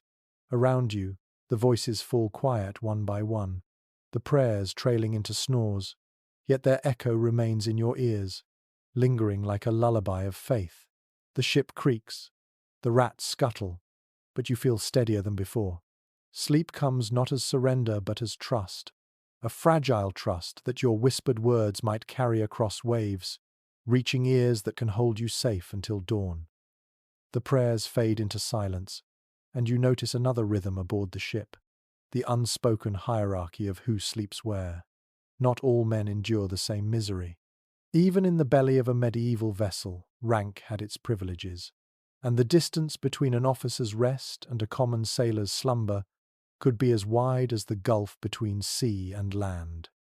Contemporary records show that captains and high-ranking officers often claimed the stern castle or a private cabin. These spaces were hardly luxurious, cramped, damp, and rattled by every wave, but compared to the hold, they were a palace. Officers had beds or bunks fitted against the walls, sometimes with curtains to hold in warmth and grant privacy. A mattress stuffed with straw or feathers might soften their sleep, and wool blankets, thicker and cleaner than the common cloak, gave some measure of comfort. By contrast, the men below lay on bare planks, salted hides, and their own stiffened garments. An odd glimpse into this contrast comes from a Venetian account, where an officer bragged of sipping warm wine before bed, while the sailors huddled in the dark, gnawing stale bread. Imagine hearing that tale below deck, your stomach growling, your teeth chattering, while above you someone stretches out beneath a curtain, full-bellied and warm. The resentment must have been sharp, though seldom voiced aloud. Survival demanded obedience, even if bitterness burned quietly in the dark. Researchers still disagree on how wide this gap of privilege truly was. Some argue that many officers endured conditions little better than their men, with only a small curtain or extra blanket to set them apart. Others believe that the difference was more dramatic, especially on wealthier trading vessels or state-sponsored fleets, where officers had access to stores of wine, softer bedding, and even personal servants. Whatever the case, the principle is clear: rank-shaped sleep, even in the most brutal winter nights. You can feel it if you imagine yourself now. You are below deck, shoulder to shoulder with fellow sailors, breath clouding in the cold. Your blanket is a crusted cloak, your pillow, a coil of rope, your lullaby, the squeak of rats. But above you, in a chamber you will never see, a captain reclines on a straw mattress, a lantern casting warm light across carved beams. His snores are muffled by distance, his body swaddled in clean wool. The same sea rocks you both, but the experience could not be more different. This hierarchy shaped more than comfort. It shaped morale. Some sailors accepted the divide as natural, believing officers had earned their privileges through knowledge and command. Others bristled quietly, nursing resentment in the long watches. Whispers of unfairness sometimes simmered into mutiny, especially when rations grew short or punishment grew harsh. The unequal sleep arrangements became one more reminder of who held power and who bore the cost of obedience. On land, peasants might envy lords who slept in feather beds before roaring hearths. At sea, the comparison was compressed into a few planks of wood, officers above, sailors below. The ship itself was a microcosm of the world, its walls holding hierarchy as firmly as rope held sails. Picture the sensory contrast. In the cabin above, a curtain flutters faintly, warmed by a candle's glow. The air smells of wax and wool, perhaps even faint traces of spiced wine. The officer stretches out, sighs, and sinks into dream. Meanwhile, you cough in the hold, the stink of bilge in your nose, the cold pressing against your chest. Your comrade shifts beside you, elbow knocking into your ribs. You mutter and pull your cloak tighter. You tell yourself that sleep is sleep no matter where it finds you, though bitterness hums in your veins. And yet, some men found comfort in camaraderie rather than envy. The officer might have privacy, but he also had solitude. Down below, for all the stench and closeness, you had company. The man beside you might elbow you, but he would also share his last scrap of bread. He would cough into the dark, but he would also cover you with half his cloak if frost grew too sharp. Sleep may have been poorer here, but it was shared and shared. Suffering created bonds no officer's mattress could provide. You shift in your place, cloaked and stiff, but glance at your comrades. Their faces glow faintly in the lamplight, worn but steady. You realize you would rather be here, among them, than alone above, no matter the bedding. The cold binds you together, the hierarchy divides you, but in the end, every man must face the same sea. So you close your eyes, muttering at the unfairness one last time, then surrender to exhaustion. Above, the captain dreams on straw. Below, you dream on planks. Both dreams belong to the sea, and both will break at the next toll of the watch bell. The ship drifts into calmer waters, and for once the night passes without storm or shouting. Dawn begins to bleed across the horizon, a faint grey light slipping through cracks in the deck above. For the sailors below, it means something precious. Landfall is near. Not home, rarely home, but a port, a place where solid ground and fleeting comforts await. After weeks of cramped sleep, brutal cold, and verminous company, even a draughty inn or noisy tavern felt like paradise. Travel journals and port records confirm that sailors looked forward most of all to the chance of sleeping ashore. Inns near harbours often did brisk business, their straw mattresses worn thin by constant turnover of men desperate for rest. The beds were seldom clean, and fleas often nestled in the rushes, but compared to the salt-crusted planks of a ship, they were bliss. Some sailors even pooled their coin to share a mattress, stretching out in warmth they could never find aboard. One quirky little detail emerges from English port records. Certain taverns kept rooms specifically for sailors, where instead of beds they offered great piles of hay in lofts above the common hall. Men would climb ladders, collapse into the straw, and snore in chorus while drinking songs still roared below.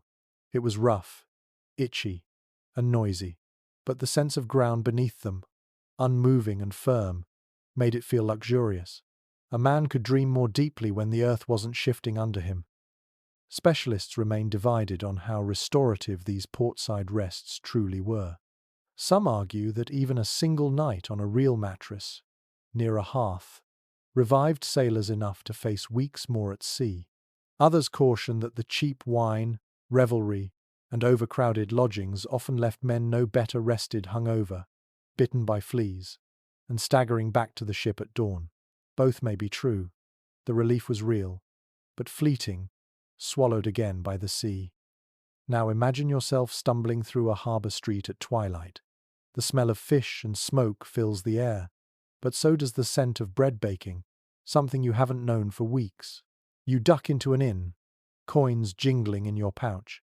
The innkeeper leads you upstairs to a low-ceilinged loft where straw mattresses lie in rows. You drop your bundle, collapse into the straw, and for the first time in months, the ground does not move. The stillness is a miracle. You laugh softly, burying your face in the musty bedding, and already your eyes are closing. Compare this with the captain's experience. He may lodge in a merchant's guest house, sleeping in a feather bed, sipping mulled wine by a fire, but even his luxury cannot compare to your joy in simple stillness. After so many nights rocked by the sea, the absence of motion is wealth itself. The sounds are different too. Instead of the groan of timbers, you hear muffled songs from the tavern below, laughter spilling through the floorboards. Instead of the slap of waves, you hear a dog bark in the street, the clop of hooves on cobblestones. These noises, though loud, soothe you. They are reminders of land, of civilization, of a world beyond the sea. The smells change as well. No bilge, no rat musk, just smoke, beer, and food. Even if the straw stinks faintly of animals, it is still sweeter than the reek of damp planks. You draw a deep breath, feeling your chest expand without the taste of salt clinging to your tongue. For a moment, you feel human again. And yet, the reprieve is brief. You know you will soon return to the ship, to the groans and draughts, the cold and the cramped bodies. The memory of this night will sustain you, but it will also haunt you. Tomorrow, as you curl once more on planks, you will remember the stillness of ground, the smell of smoke, the sound of laughter.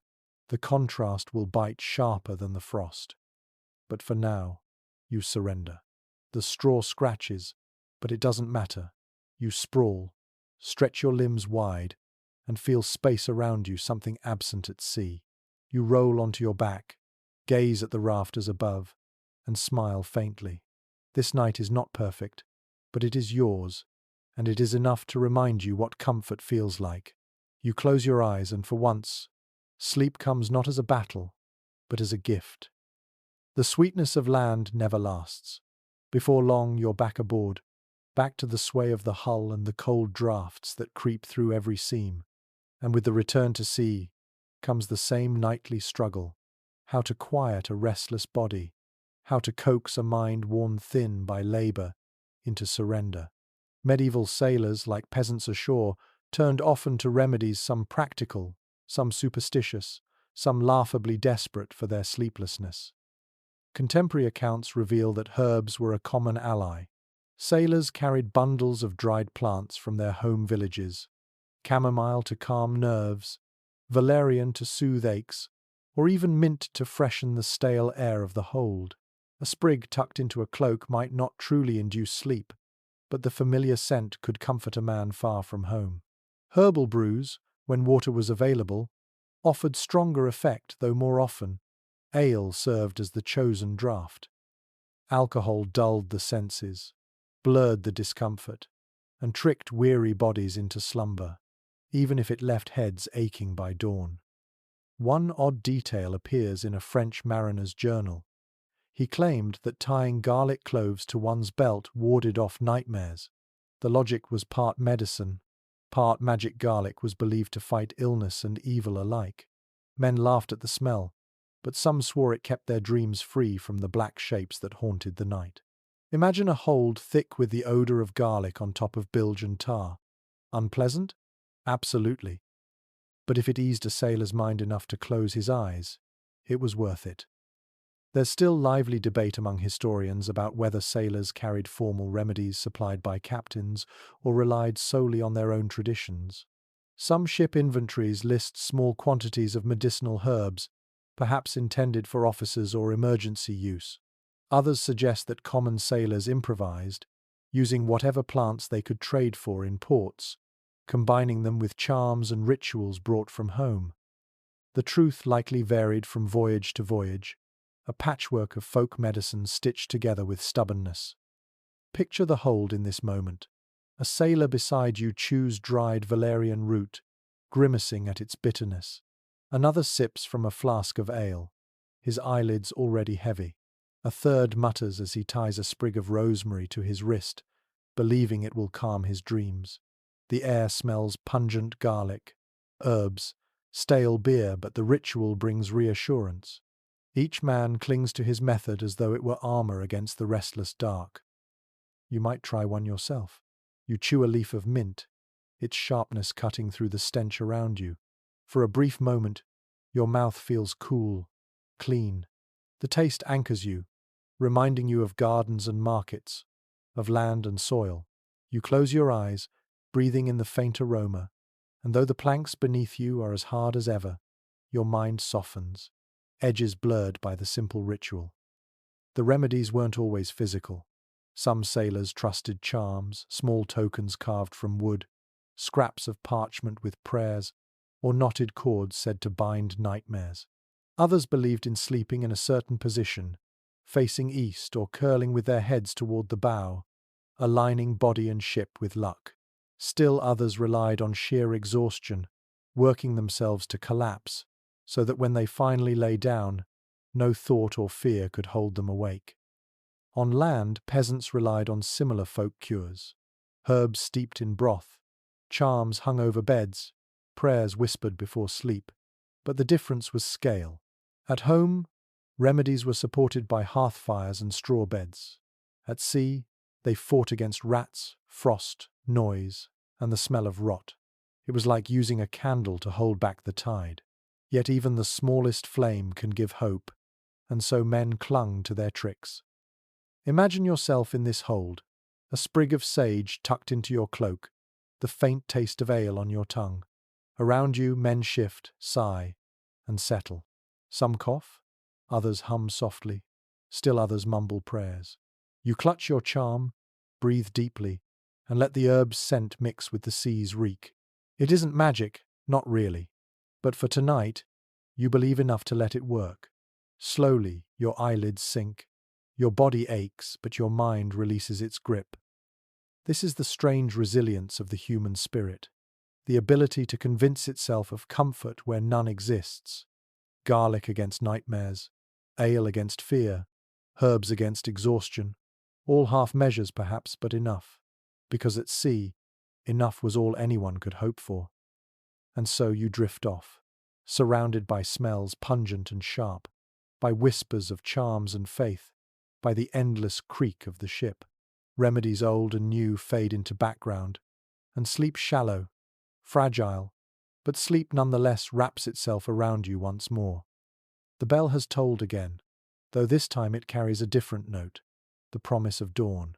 You stir from your shallow dreams, cloak stiff around your shoulders, body aching in every joint. The air is no warmer than when you fell asleep, but the faint grey light leaking through the hatch tells you the night is over. On medieval ships, mornings after a frozen night were less a fresh beginning than a slow, painful uncoiling of stiff bodies. Chronicles and sailors' letters describe the morning routine vividly. Men woke shivering, their limbs so cold and cramped they could barely stand.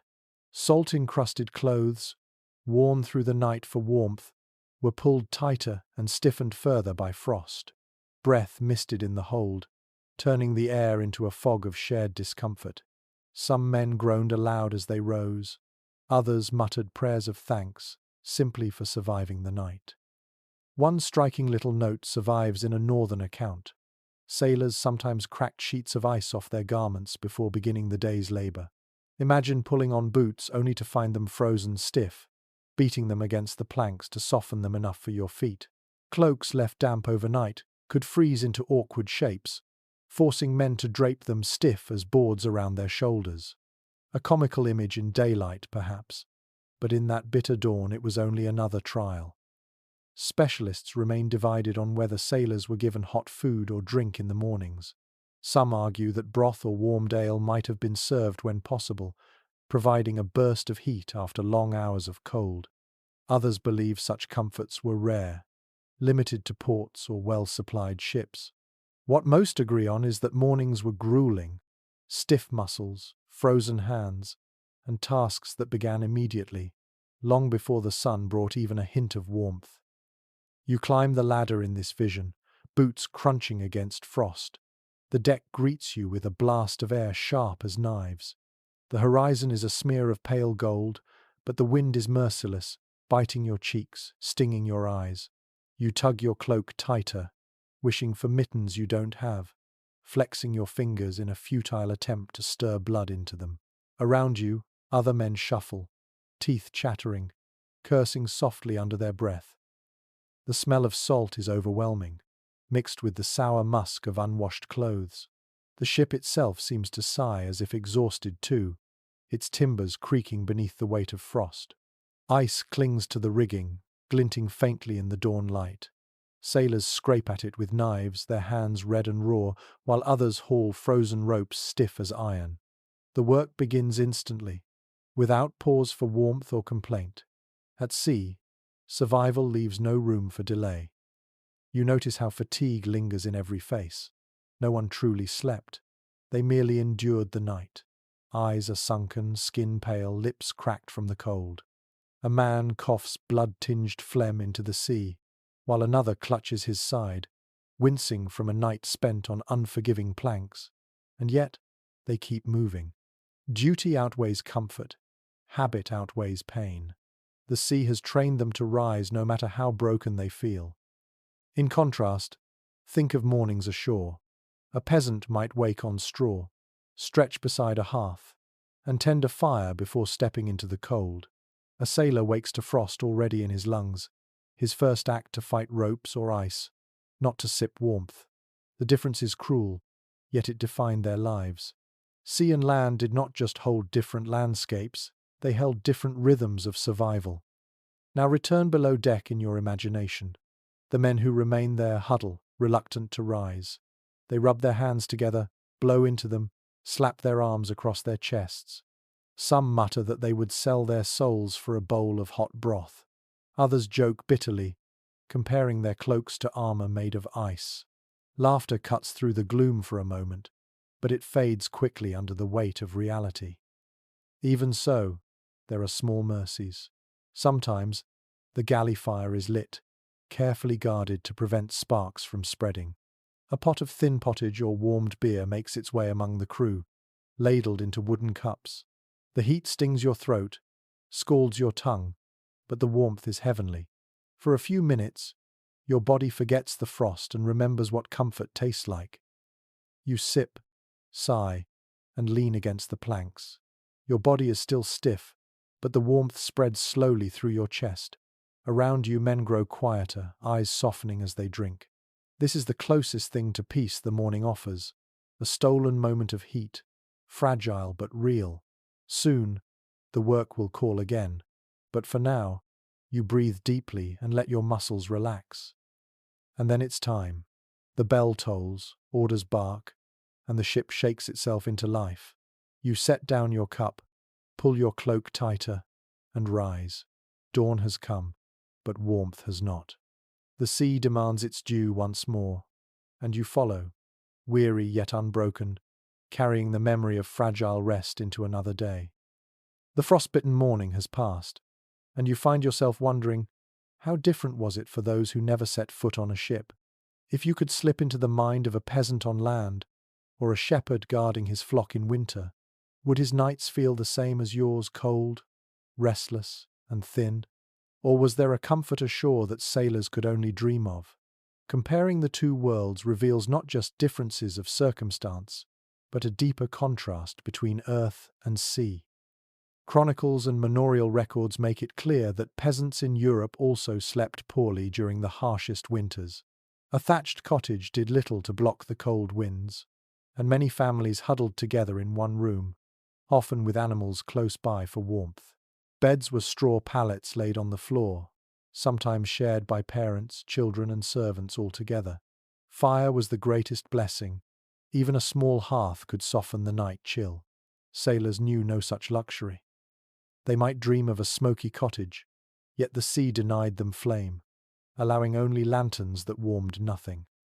An unusual little note survives from a 13th-century English manor roll. It describes a family lining their bed with dried bracken leaves, said to hold warmth longer than straw. Imagine peasants shifting on their crackling bedding, hearing the winter wind batter the shutters, while outside livestock exhaled clouds of steam in the dark. Rough, yes, but compared to a ship's hold, the scene feels almost gentle, almost kind. Scholars continue to debate whether sailors envied peasants' lives or considered them equally harsh. Some argue that mariners pitied villagers tied to fields, imagining freedom in the open sea. Others believe the opposite, that men cursed their fate afloat and longed for a cottage hearth. The truth is elusive, but the contrast is sharp. Both lives were brutal, but in different ways. Land offered steadiness. Sea offered endless motion. Picture yourself now lying on a ship's plank, cloak stiff with salt. The cold creeps upward through wood, seeping into your back. You imagine instead a peasant's pallet straw pricking your skin, but a fire glowing nearby, smoke curling lazily above. The smell would be of wood smoke and hay, not bilge and tar. Perhaps a child kicks in his sleep, or a sheep bleats faintly from the corner. It is not luxury, but it is home, and you feel the ache of longing sharper than the frost itself. The sounds too differ greatly. On land you might hear the wind through trees, the creak of shutters, a dog barking at shadows. At sea the noises are harsher, groaning timbers, snapping sails, the endless slap of water. Land's sounds reassure, sea's sounds remind you constantly of peril. And yet, after months aboard, a sailor might grow uneasy ashore. The stillness of earth could feel uncanny, the silence unsettling. Rest on land might be too quiet, too strange, after nights cradled in noise. And then there is food. A peasant might go to bed with a belly heavy from pottage or bread, even if coarse and simple. Sailors often lay down hungry, their salted rations unappealing or spoiled. Dreams ashore were filled with satiety. Dreams at sea were filled with yearning. It is not difficult to guess which made waking easier. You roll to your side in the imagined hold, pulling your cloak tighter. You tell yourself a story of a cottage, of warmth, of straw rustling under your body instead of hard planks. The picture soothes you for a moment, but the illusion falters as the ship rocks, as the smell of bilge intrudes, as the cold stiffens your cloak again. The sea won't let you pretend long. Still, comparisons gave sailors perspective. They cursed their fate, yes, but they also took pride. Any man could endure a cottage winter. It took sailors to endure the sea. Their sleep, broken and bitter, became a badge of resilience, proof that they belonged to a brotherhood stronger than frost and waves. They might envy peasants, but they also considered themselves tougher than peasants could ever be. And so, as you drift again into uneasy rest, you carry both thoughts, the longing for land's hearth and the pride of sea's hardship. Your dreams mingle the two worlds, a cottage bed rocking gently, a ship's plank warmed by fire. Neither exists, but in your imagination, both soften the night.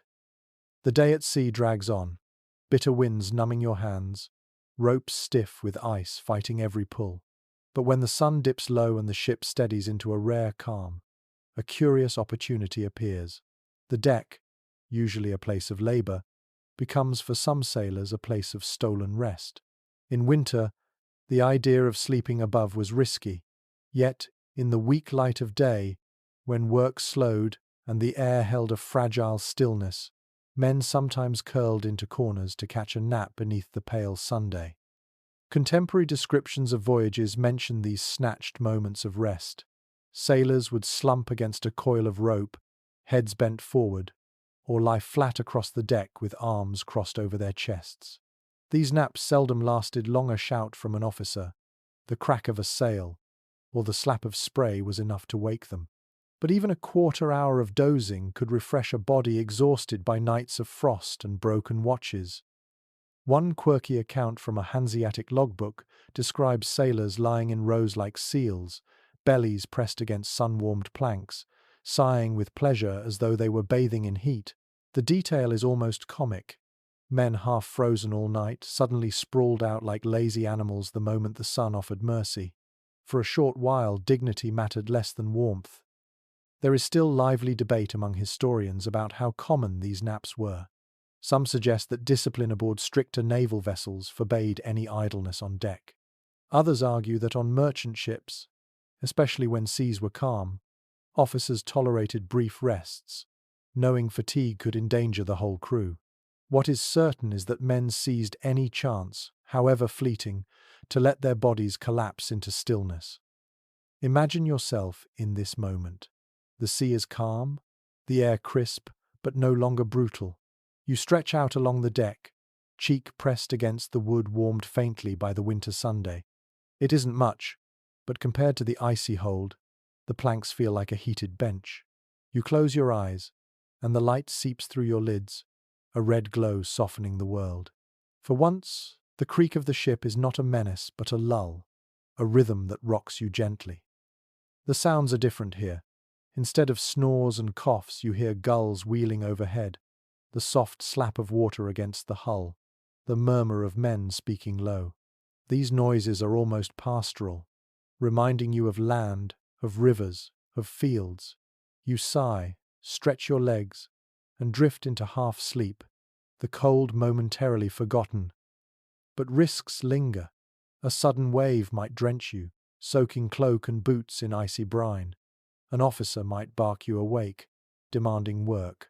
And there is always the danger of rolling in your sleep, sliding across the slick planks, perhaps even tumbling overboard. For this reason, many nappers lashed themselves lightly with rope, tying a wrist or ankle to a cleat. The image is strange, a sailor snoozing like a child, tethered to keep him safe. Yet it was practical, and practicality ruled life at sea. The smell on deck is kinder too. Fresh air, tinged with salt, fills your lungs after the suffocating stench below. You inhale deeply, grateful for its sharpness. Even the tang of tar and pitch feels clean compared to the bilge's rot. The deck nap becomes more than rest. It is a reminder of what breathing should feel like. On land, peasants often napped in the fields during winter afternoons, huddling in cloaks against the pale Sunday. The parallel is striking, both farmer and sailor stealing warmth where they could, bodies stretched on earth or deck, both vulnerable to wind yet grateful for stillness. The difference, of course, was that the farmer's land never threatened to swallow him whole. At sea, every nap was stolen against the will of the waves. You curl tighter against the deck, cloak pulled over your head to block the wind. The warmth seeps slowly into your bones, enough to make your muscles unclench. For once, the world is quiet enough to let you slip into a deeper sleep. Your dreams are simple, not of hearths or feasts, but of lying here without being woken, of stillness that lasts more than minutes. But inevitably, the reprieve ends.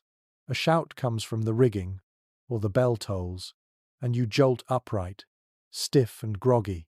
The sun is already slipping west, and the cold rushes back. You stand, brush frost from your cloak, and return to duty. The nap is over, but it has given you something precious, a reminder that even in winter's cruelty, the sea sometimes offers a moment of gentleness. This is how sailors endured, by snatching rest wherever it appeared, by letting even the pale sun feel like a gift. Sleep did not belong to them. They stole it, cherished it, and returned to the ropes with heavy limbs and lighter spirits. And so, as the day wanes, you carry the warmth of your stolen nap back into the endless rhythm of watches, grateful for the brief mercy of the Sunday. Night settles once more, and as you roll yourself tight in your cloak, you notice how some men shift differently. Not everyone curls on planks or sprawls on rope coils. A few sailors, clever or lucky, build makeshift sleeping spaces, ingenious little shelters cobbled together from whatever scraps the ship allows. In winter, these improvisations could mean the difference between waking with frozen joints or waking with a body that could still work. It is documented in merchant logs and travelers' accounts that sailors frequently turned cargo into bedding. Barrels stacked in the hold became walls. Sails folded thick became mattresses. Spare rope coils served as cushions. Some even stretched canvas between beams to create hammocks of sorts. Not the elegant naval hammocks of later centuries, but crude slings that lifted their bodies a few inches from the damp planks. Though rough, these contraptions spared them from bilge water and biting draughts. A curious detail from a Scandinavian record describes sailors propping planks across barrels, then covering them with animal hides to fashion raised bunks. The result was lopsided, unstable, and creaked like a drunken mule, but at least it kept the sleeper away from rats and moisture. Imagine balancing yourself carefully on such a contraption, every shift of the ship threatening to dump you back into the muck. Still, a shaky bunk might have felt like heaven compared to icy wood beneath your spine. Scholars continue to argue about how widespread these improvised solutions were. Some insist that hammocks or raised bunks were rare luxuries, reserved for officers or the most resourceful sailors. Others suggest that nearly every crewman experimented with tricks, using ropes and cloth to claim whatever scrap of comfort they could. The evidence is uneven, but the ingenuity is undeniable.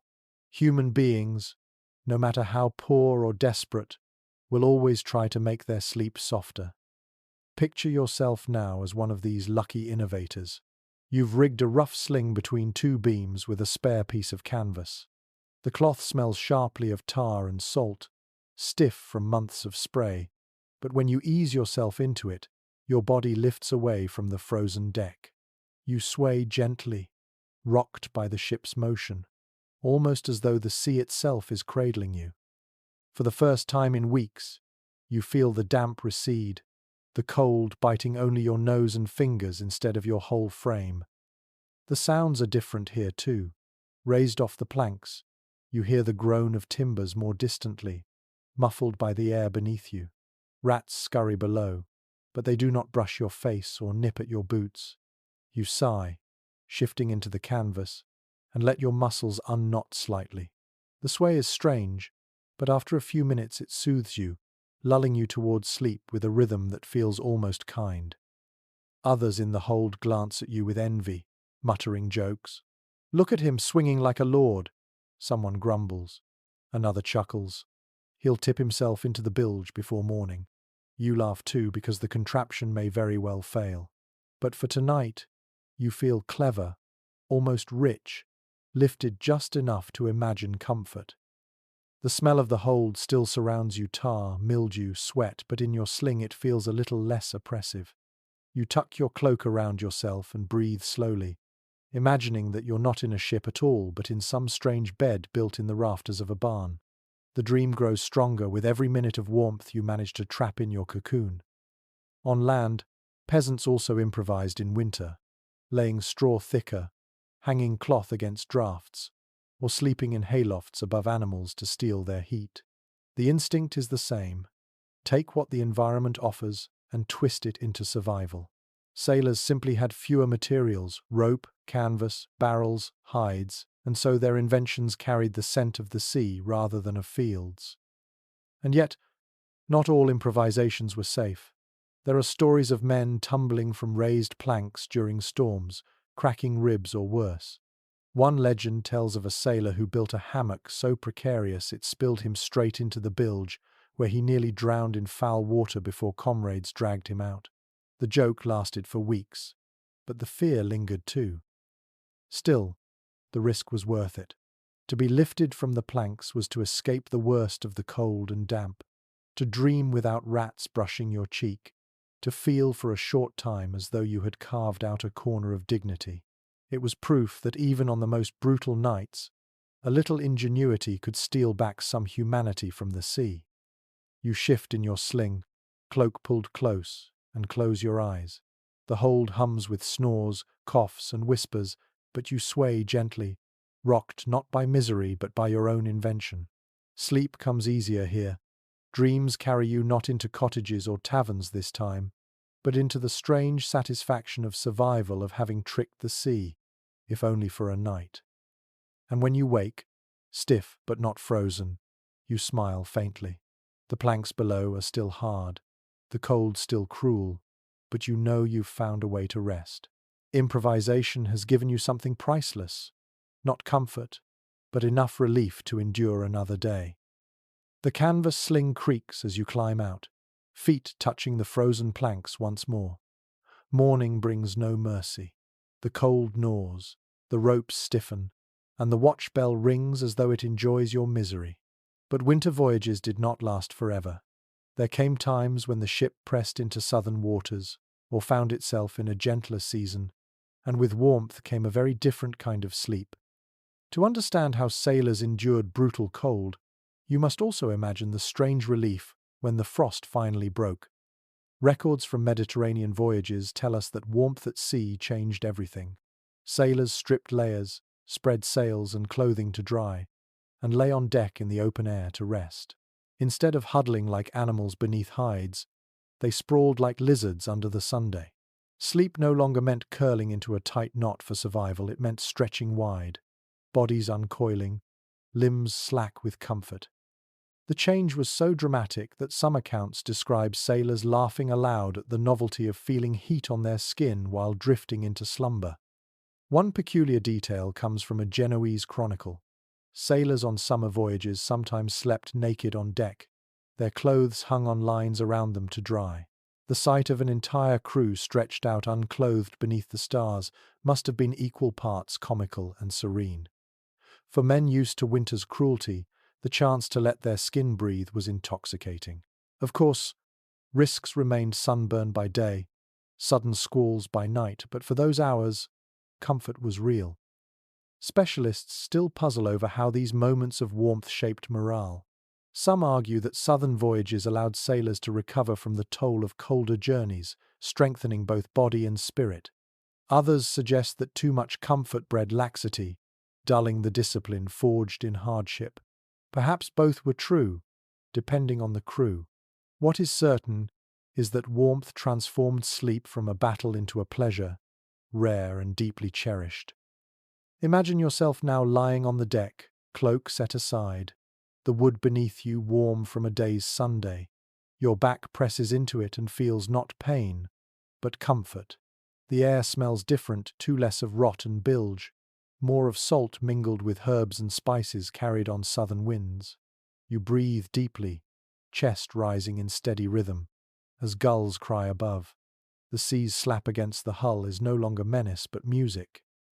The difference strikes you most in the body. In winter, every muscle remained tense, curled tight against frost. Now, your limbs loosen, your fingers splay open, your jaw unclenches. Sleep flows into you easily, not fought for but welcomed. You dream not of hearth fires or stolen warmth, but of stars overhead, of waves glittering silver. It is as though the sea itself has shifted from enemy to friend. Contrast this with land life again.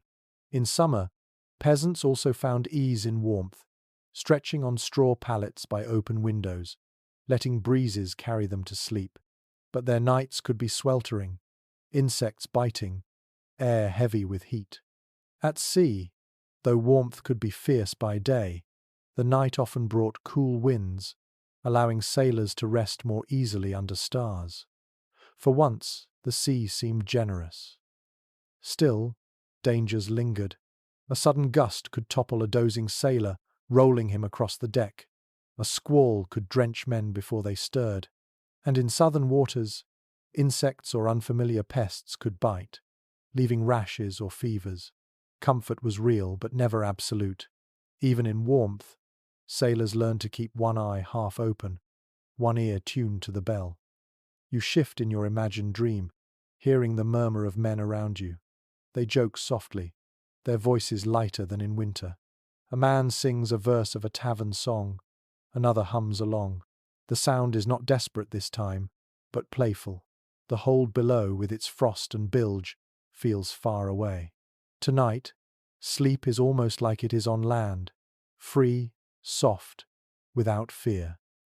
And yet, you know it will not last. Winter will return, or storms will rise, or the voyage will press north again into icy winds. But for now, in this fragile season, sailors take what they can. They stretch wide, laugh loud, and let their bodies sink deeply into rest. Sleep becomes not a survival tactic but a genuine joy, rare enough to be remembered for years. You close your eyes one final time, lying on warm planks, stars glittering above. The sea breathes gently beneath you, and for the first time in months you smile as you drift away. The memory of this night will carry you through the next frost, the next storm, the next bitter watch, because once the sea was kind, and once you slept like a child beneath its stars. The warmth of southern seas fades in memory as your vessel pushes north again, where nights grow long and the horizon hides behind curtains of mist. With the return of cold comes another hardship of shipboard sleep: sickness. If the biting draughts and foul odours did not rouse you, the cough of a crewmate surely did. On a medieval ship in winter, illness spread quickly through cramped quarters, turning the hold into a dormitory of fevers, groans, and uneasy dreams. Contemporary letters and chronicles record how respiratory ailments, coughs, chills, even lung fevers were rampant aboard. The sealed air below deck, heavy with damp, became a breeding ground for infection. Men slept shoulder to shoulder, breathing each other's breath, with no way to separate the sick from the healthy. The result was inevitable. Once one sailor fell ill, a chorus of coughs followed within days. One peculiar note comes from a German trading voyage, where the writer complained that sleep was as if in a stable of sick oxen. He described men coughing so hard they rolled from their pallets, others spitting phlegm into buckets that tipped and spilled across the planks. Yet, strangely, he remarked that sailors still managed to laugh between fits, mocking each other's wheezing as though humour itself could ease the misery. Specialists remain divided on how deadly these illnesses were. Some suggest that most were common colds and chills, uncomfortable but rarely fatal. Others argue that pneumonia and consumption, what we now call tuberculosis, claimed many lives, masked in records by vague terms like weakness or lung rot. The lack of clarity leaves debate open, but all agree that sickness coloured every winter voyage. Imagine yourself curled on a plank, half asleep, when a violent cough explodes beside your ear. You flinch, tug your cloak higher, but another man hacks across the hold, then another. The sound becomes relentless, echoing against the timbers. Each burst rattles the air like a hammer. You try to drift back under, but the coughing never stops. It is as though the ship itself is trying to expel its lungs. The smell deepens too. Spit buckets fill, sour and fetid, their contents sloshing with each roll of the ship. Cloths, soaked in sweat and fever, are draped across bodies, never washed, adding to the reek. You pull your cloak tight around your face, but even your own breath tastes tainted. The air feels thick, like it carries illness itself, seeping into your lungs with every inhale. Some sailors turned again to remedies. Garlic was chewed, onions sliced and worn around necks, herbs boiled when water allowed. Others relied on charms, crosses, traced on chests, whispered prayers against fevers. Still, most simply endured, coughing through the night until exhaustion dragged them into fitful half-sleep. Dreams blurred with sickness, visions of burning lungs, of waves that seemed to cough with them, of fires they could not reach. On land, families suffered winter sickness too, but cottages allowed for some separation, children bundled together, elders near the fire. At sea, there was no escape, no warmth, no space. Illness was communal, shared as intimately as bread or prayer. Sleep became collective suffering, each man's cough stealing rest from the others, binding them in misery. Picture yourself trying to rest amid this. Your neighbour's chest rattles like a broken drum, his breath hot against your cheek. Another man wheezes so loudly it sounds like the ship's timbers are splitting. You shift, curse under your breath, but where can you go? The hold is packed, the cold relentless, the sickness everywhere. You close your eyes anyway, whispering a plea to God or fate that you wake still breathing come morning. And sometimes, men did not wake. A body grown silent overnight would be carried above, prayed over briefly, and consigned to the sea. The splash echoed back down into the hold, a grim reminder that sleep and death were sometimes separated by no more than a cough's breadth. Yet still, men found resilience. They laughed at each other's wheezing, sang hoarse songs to cover the sound, shared herbs or scraps of cloth for comfort. Even sickness could not wholly steal their camaraderie. In the dark, you hear a man joke that the sea itself must have caught their cold, groaning with them each night. The others chuckle weakly, and for a moment the misery feels lighter. You roll onto your side, cloak pulled close, and focus on that laughter instead of the coughing. It doesn't cure the sickness, but it softens the night, carrying you into shallow dreams. In those dreams the air is clear, your chest strong, your companions silent and restful. You smile faintly in sleep, even as the real hold around you rattles with illness. The coughing fades in your ears as you drift again, but something else stirs you awake. The weight of dreams, not the kind born of comfort, but of exhaustion, hunger, and fear. On a medieval ship in the grip of winter, sleep did not always bring rest. It often carried nightmares, vivid and unsettling, that sailors believed were shaped by the sea itself. Contemporary sailors' tales remind us that dreams were taken seriously. Many men thought of them as omens, signs sent by God or spirits, warning of storms or deaths to come. A dream of drowning could chill an entire crew, while a dream of land might spark hope. In the long dark of northern winters, when minds were strained by cold and bodies by hunger, these dreams grew sharper, more haunting, until men whispered them to each other in the morning like prophecies. One peculiar account comes from a Flemish voyage where several sailors claim to dream the same image: a black bird perched on the mast, silent but staring. Within a week, a storm nearly wrecked the ship. The men swore their dreams had foretold it, and from then on they avoided even mentioning birds at night, lest the omen return. Was it coincidence, suggestion, or fear shaping memory? Historians still puzzle over such accounts, unsure how much was belief and how much was imagination stretched thin by hardship. You imagine yourself in this hold, wrapped in a stiff cloak, the draught slipping across your cheek.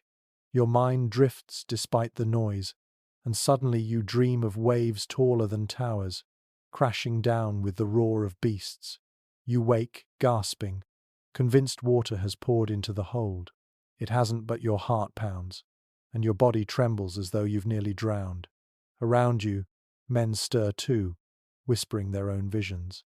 Some laugh them off, others mutter prayers. The line between dream and prophecy feels dangerously thin. The body shapes these visions as much as the mind. Hunger twists dreams into feasts so vivid you can taste the bread. Cold weaves visions of hearths, flames licking warmly at shadows. Fatigue births hallucinations where shipmates' faces blur into family, or the beams above warp into forest branches. Nightmares are not just stories, but symptoms of survival, your body craving what it cannot have, your spirit fearing what it cannot control. On land, peasants dreamed too, often of food, warmth, or saints. But their nights, however restless, were spent in homes anchored firmly to the earth. Sailors dreamed with the sea beneath them, every groan of timber feeding their visions. They woke to motion, to draughts, to the reminder that the sea could claim them at any moment. Their dreams were not only coloured by hardship but intensified by it. Some sailors fought nightmares with ritual. A man might spit over his shoulder upon waking to banish the image. Another might refuse to speak of his dream until sunrise, believing words could make it real. Others sought to twist the omen into good fortune, convincing themselves that a drowning dream meant land was near, or that a ghostly figure meant a saint's blessing. Interpretation mattered as much as the dream itself, and in the close quarters of the hold, one man's vision could unsettle the whole crew. Now place yourself again in that half-sleep. You drift, then dream of walking across ice, the sea frozen solid beneath your feet. You hear cracks, see dark water yawning below, and suddenly you plunge. You wake with a start, breath ragged, cloak damp with sweat despite the cold. A comrade beside you stirs and mutters that he dreamed of wolves pacing the deck. Another swears he saw his dead father standing at the prow. The darkness hums with unease, as though the sea itself has crawled into their minds. The smell of sweat and mildew thickens. The creaks of wood echo like voices, and you realize how little separates nightmare from reality here. The hold itself feels dreamlike, shadows shifting with each flicker of lamplight. You rub your eyes, murmur a prayer, and lie back down, knowing the visions will come again. This is how sailors slept in winter, not just against the cold, the rats, and the stink, but against their own minds. Dreams became battlegrounds, places where fear, hunger, and longing clashed. Some nights they woke weeping, others laughing, still others silent and grim, but always, the dreams shaped the morning, whispered into the day's work, carried forward like warnings from the deep. You pull your cloak tighter, determined to endure another night. Whatever dreams come, you will face them, as you face the sea. For here, sleep is never simple rest, it is another voyage, taken in darkness, guided by forces no sailor can master. The nightmare fades, leaving only the steady groan of timbers and the damp cold pressed against your cheek. Around you, men stir, cough, and mutter in sleep, each caught in their own fragile battle with the night. You know this is the last stretch before dawn, that liminal hour when fatigue is deepest and hope feels most remote. And in this space, you begin to understand what sleep on a medieval ship truly meant. Not comfort, not peace, but endurance, a nightly trial that shaped body and soul alike. Chroniclers remind us that sailors often spoke of the sea itself as a thief. It stole warmth, stole food, stole rest. Yet within that theft lay resilience. Sleep was never long, never soft, yet somehow enough to keep men alive. The planks bruised them, the draughts froze them, the rats nipped them, but still they rose each morning to haul ropes and sing coarse songs. The sea took much, but it never took their will. One unusual testimony comes from a Spanish navigator who confessed that he had not known true rest in 20 years. And yet he wrote with pride that his body had grown so skilled at broken slumber that he could fall asleep in a storm and wake ready for duty. His words carry both misery and defiance, proof that even the harshest rhythms could be mastered. Researchers still debate whether sailors suffered long-term damage from such fragmented, brutal nights. Some argue their shortened lifespans reflected the toll, while others suggest seafarers adapted in ways modern minds cannot fathom. Perhaps both are true, lives worn down, but spirits forged strong. Imagine yourself one last time in the hold. You lie curled in your salt-crusted cloak, knees pressed to your chest, back aching from planks. Your breath rises as mist, mingling with the snores and whispers around you. The rats scurry, the bilge stinks, the cold gnaws, and yet you are still here. The ship creaks, and you sway with it, rocked like a child. For all the misery, you find yourself drifting into sleep once more, body yielding to exhaustion, mind surrendering to dream. And this is the truth. Sailors did not sleep as you do. They endured slumber, stole it, snatched it from the jaws of frost and fear. But in doing so, they proved the resilience of the human spirit. Their rest was hard, their nights brutal, yet their mornings came all the same. So now, let the timbers creak softly in your mind. The storm has passed. The coughs, the groans, the whispers of ghosts have faded into silence. The rats are gone, the bilge sweetened into nothing, and the cold no longer reaches your bones. You are left only with the rhythm of the sea, rocking you gently, as though the water has forgiven you at last. Breathe in slowly. Feel the weight of the cloak ease across your chest, not stiff with salt, but soft as wool. The planks beneath you smooth themselves into a bed, no longer biting, no longer cold. Around you, the voices of your shipmates grow distant, fading like echoes into the dark. You are alone now, but not afraid. The sea hums around you, not in menace, but in lullaby. Let your mind wander. Perhaps you picture a hearth glowing in the corner of a cottage, flames dancing gently. Or perhaps you see a summer deck, warm beneath the stars, gulls wheeling lazily overhead. Whichever dream you choose, let it carry you deeper, into warmth, into safety. The sea cannot reach you here. The frost cannot bite. The waves cannot wake you. The bell cannot toll. You are free to sink, to drift, to surrender. Your breath slows, your eyelids grow heavy, and your body unwinds. Even the memory of hardship softens, becoming distant, unreal. So rest now. Let the voyage end. Let the ship rock you into peace. The night is no longer cruel, it is kind, it is endless, it is yours. And when dawn comes, it will not wake you. It will simply watch as you dream. Sweet dreams, traveler. May the sea carry you gently, far beyond the reach of storm and cold.